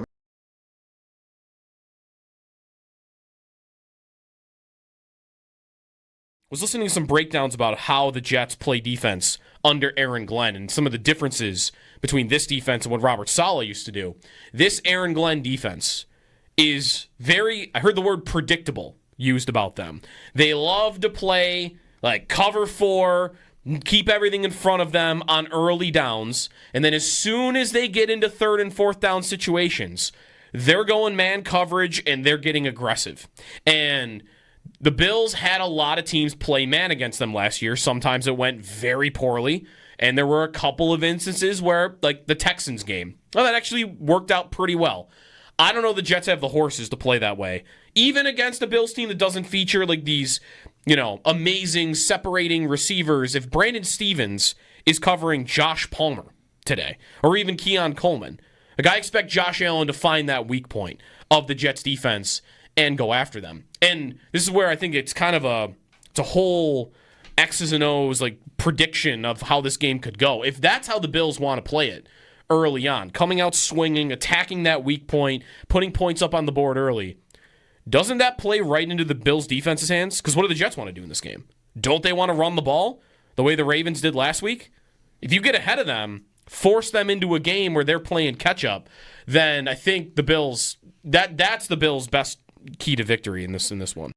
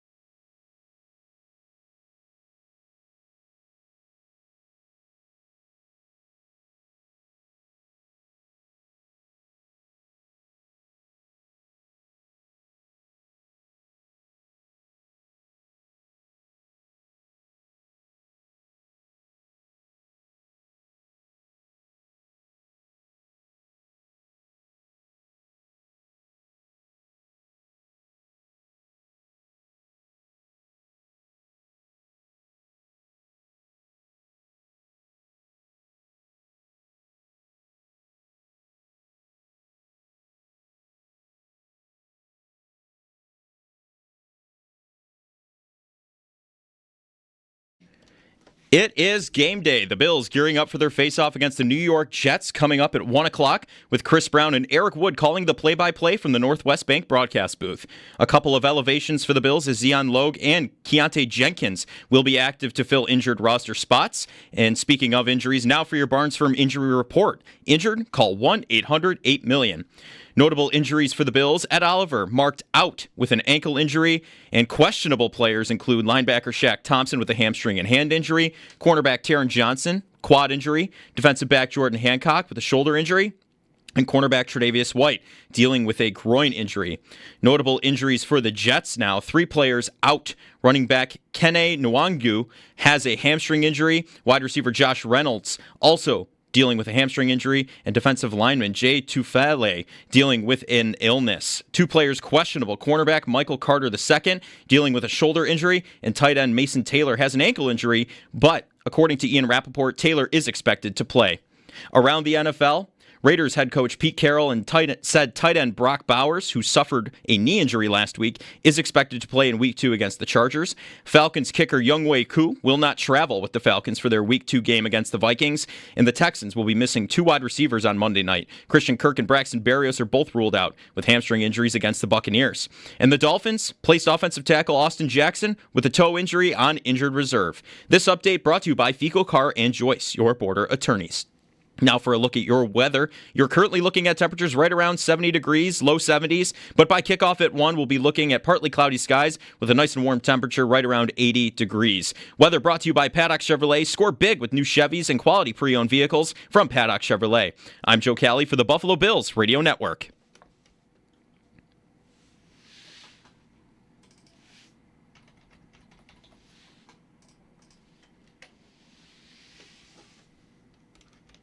The effort was there just in terms of the execution and some of the level of detail and level of standard that we talk about play in and play out. These guys are young guys, and it's going to take some time for them to get to that level and get to that level on a consistent basis. They worked hard this week on, looking to improve on that, and that'll continue today.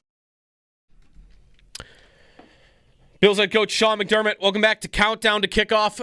Joe DiBiase, Derek Kramer, as we continue to roll towards Bills at Jets today. We want to congratulate Andrew from Austin, Texas, for being the winner of our tailgate trivia. The question was, and there, I guess Joe Cali says that our phone lines were lighting up with 50 wrong answers? Yeah, there were quite a bit. A lot of Ty Johnson, a lot of Tyrell Shavers. Okay.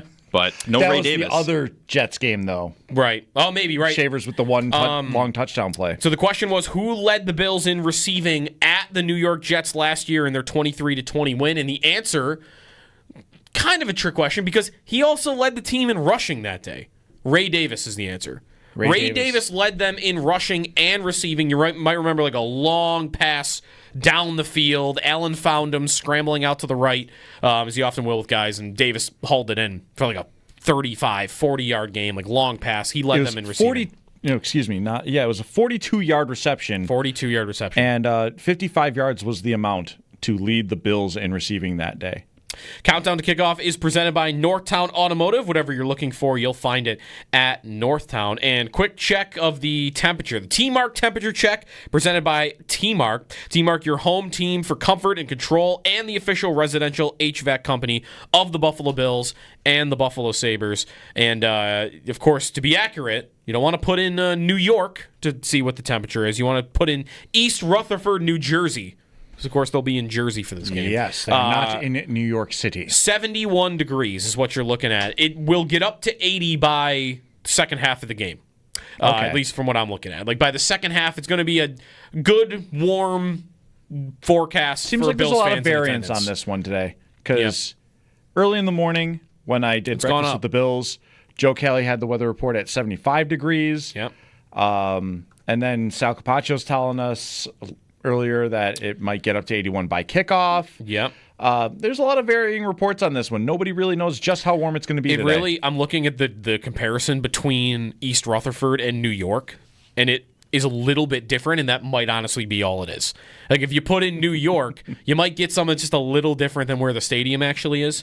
Very quickly before we get a phone call in here, I went to that game last year. I went to that stadium, and Fun game. It was a terrible football game to be at just in terms of the quality because the referees completely ruined that football game. I remember it was on site for me in the color yellow. Like if I saw a highlighter, it was going in the garbage. The story I will always tell people is that game, you go in and like Bills and Jets fans, like they're yelling at each other, like clearly don't like each other, all throughout pregame, all throughout the first half.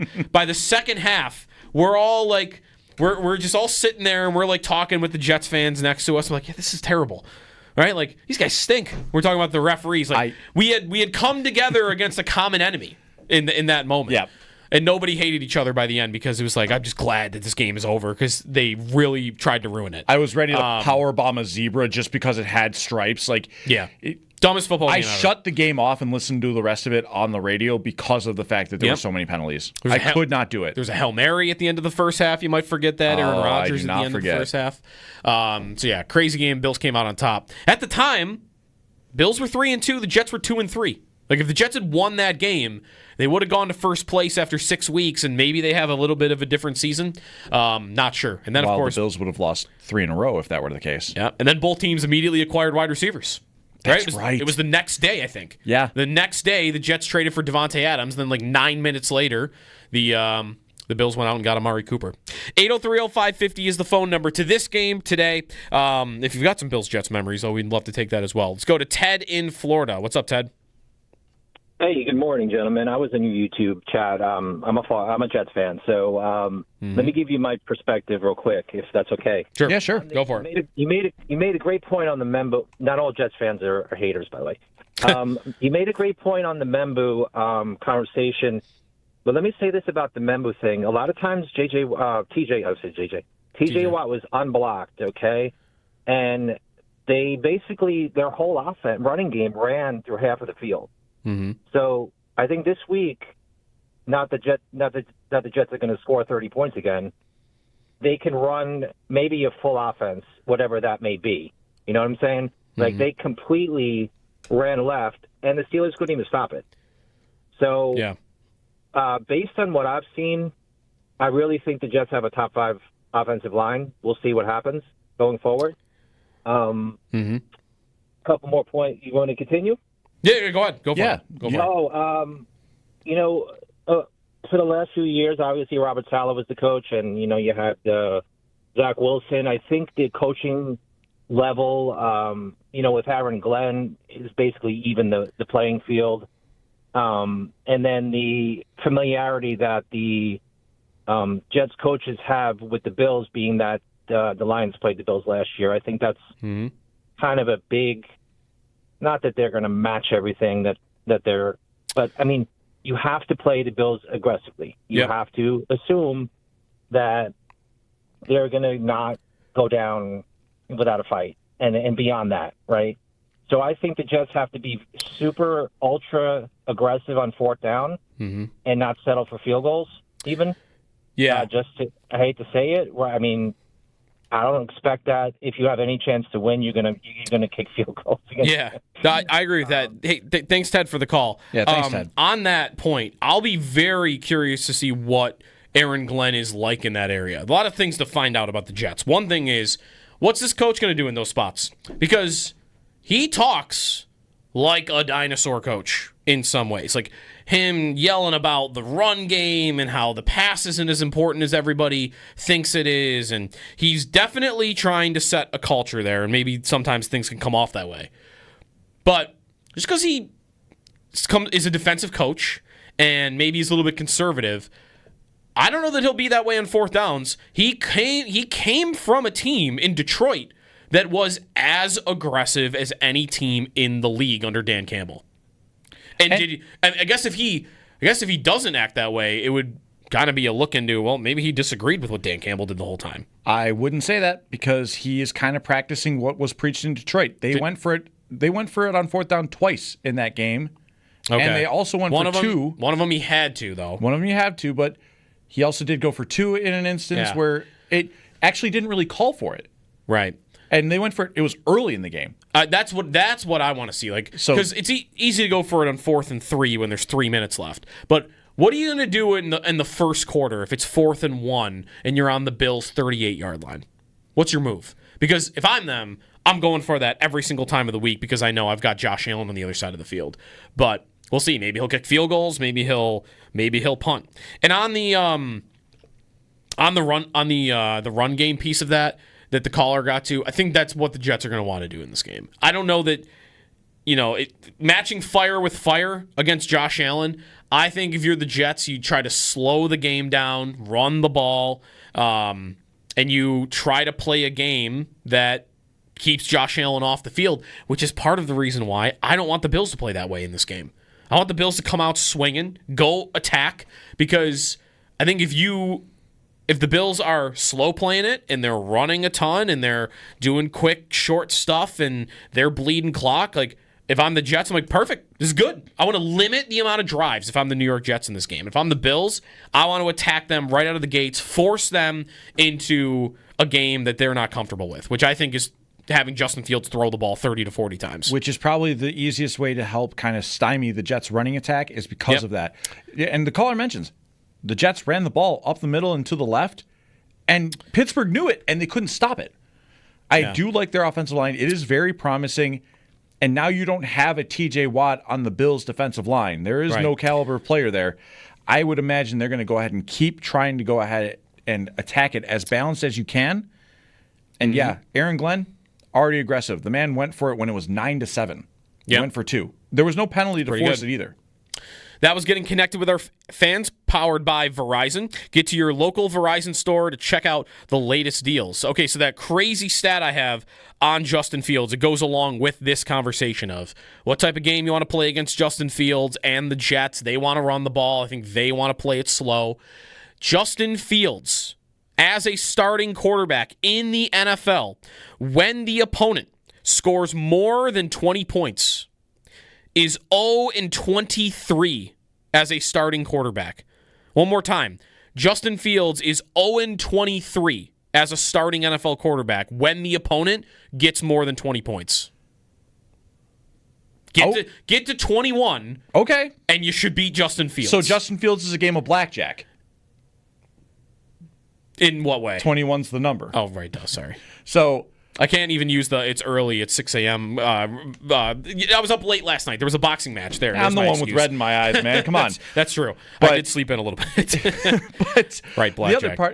The other part of it, though, is just if you're able to do that, make him throw the football, that stat correlates, even though the most recent time that Justin Fields was in a game where a team scored more than 20 points, he should have won last week against Pittsburgh. He should have won last week. Although he threw a ball in 4th and 3 to keep the game alive where he could have kept that going. If he takes off and runs, I think he gets that first down against the Steelers, but instead he threw what was almost a hospital ball to Garrett Wilson, who got lit up and the game was over. 803-0550 is the phone number. Justin Fields 0-23 when the opponent scores 21 points or more. When we come back, we will get into the injuries for the Bills and how that could play into today's game. No Ed Oliver, what that position will look like, and also what we expect to see at corner. And really, I want to get into the future of that position too. If Dorian Strong just looks fine all the way through, it could be a weird puzzle to put together at corner too. That is on tap next, brought to you by Miller Lite. It's Miller time, Bills fans.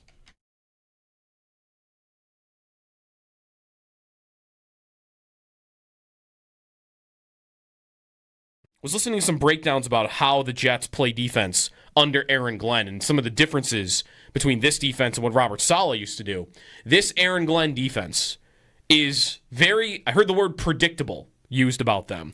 They love to play cover 4, keep everything in front of them on early downs, and then as soon as they get into 3rd and 4th down situations, they're going man coverage and they're getting aggressive.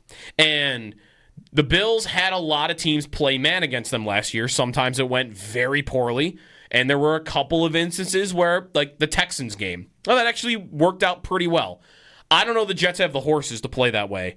Even against a Bills team that doesn't feature these, amazing separating receivers, if Brandon Stevens is covering Josh Palmer today, or even Keon Coleman, I expect Josh Allen to find that weak point of the Jets defense and go after them. And this is where I think it's kind of it's a whole X's and O's, like prediction of how this game could go. If that's how the Bills want to play it early on, coming out swinging, attacking that weak point, putting points up on the board early, doesn't that play right into the Bills' defense's hands? Because what do the Jets want to do in this game? Don't they want to run the ball the way the Ravens did last week? If you get ahead of them, force them into a game where they're playing catch-up, then I think the Bills, that's the Bills' best key to victory in this one.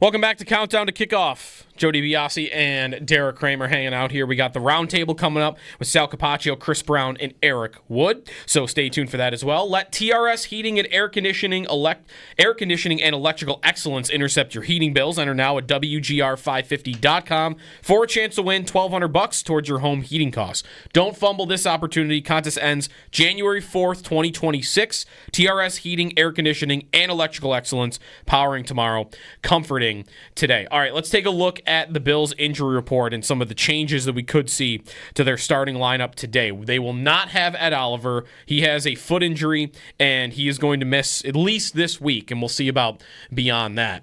And I know that's a scary thought because he just had what I think everyone agrees, right, is the best game that he's had as a Buffalo Bill, and was the critical difference on defense for the Bills. They did not get plays last week, except for when Ed Oliver was involved. So to not have him today, I think the next man up sounds like it's going to be TJ Sanders.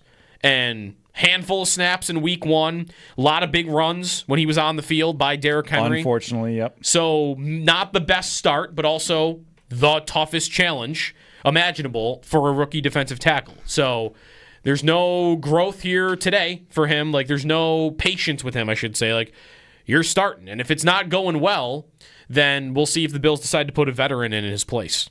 A veteran, or I'd imagine it 16 and 13. Those were the snaps for TJ Sanders and Deion Walker, respectively, last week. I would just imagine that snap share just goes up a little bit for them, probably both playing comfortably in the 20s, splitting time there. Maybe Zion Lowe gets a couple snaps as well just to get the rotation fresh there. But yeah, I'm thinking that Sanders is going to be a good focus on that sort of thing right now, and it needs to be in order to have the Bills a chance to win here. The other injury, of course, is Tre'Davious White. We'll see what happens there. He was limited all week at practice. I tend to think that he's in line to play in this game, getting 3 practices in, even though none of them were in a full capacity. So I'm looking at Tre'Davious White probably being the Bills' starting corner today. And the test there is not just what the injury will keep him from doing. It's what was he going to be in the first place? Because he had a great training camp, and last year in Baltimore, or whether that was the few weeks in L.A., which definitely did not go well, what level of play we get from Tre'Davious White, I think, is a big question. And Dorian Strong now gives you some level of, all right, I got a guy I could put in if it's not going well until Max Hairston returns. So, and even if Hairston starts slow, you can put Strong in to spell some snaps. Yep. The roundtable is on the way next. That's what's on tap. Brought to you by Miller Lite, proud partner of the Buffalo Bills. It's Miller time. We'll be back here in the studio at noon, but stay tuned for Sal, Chris, and Eric when we come back here on the Buffalo Bills Radio Network.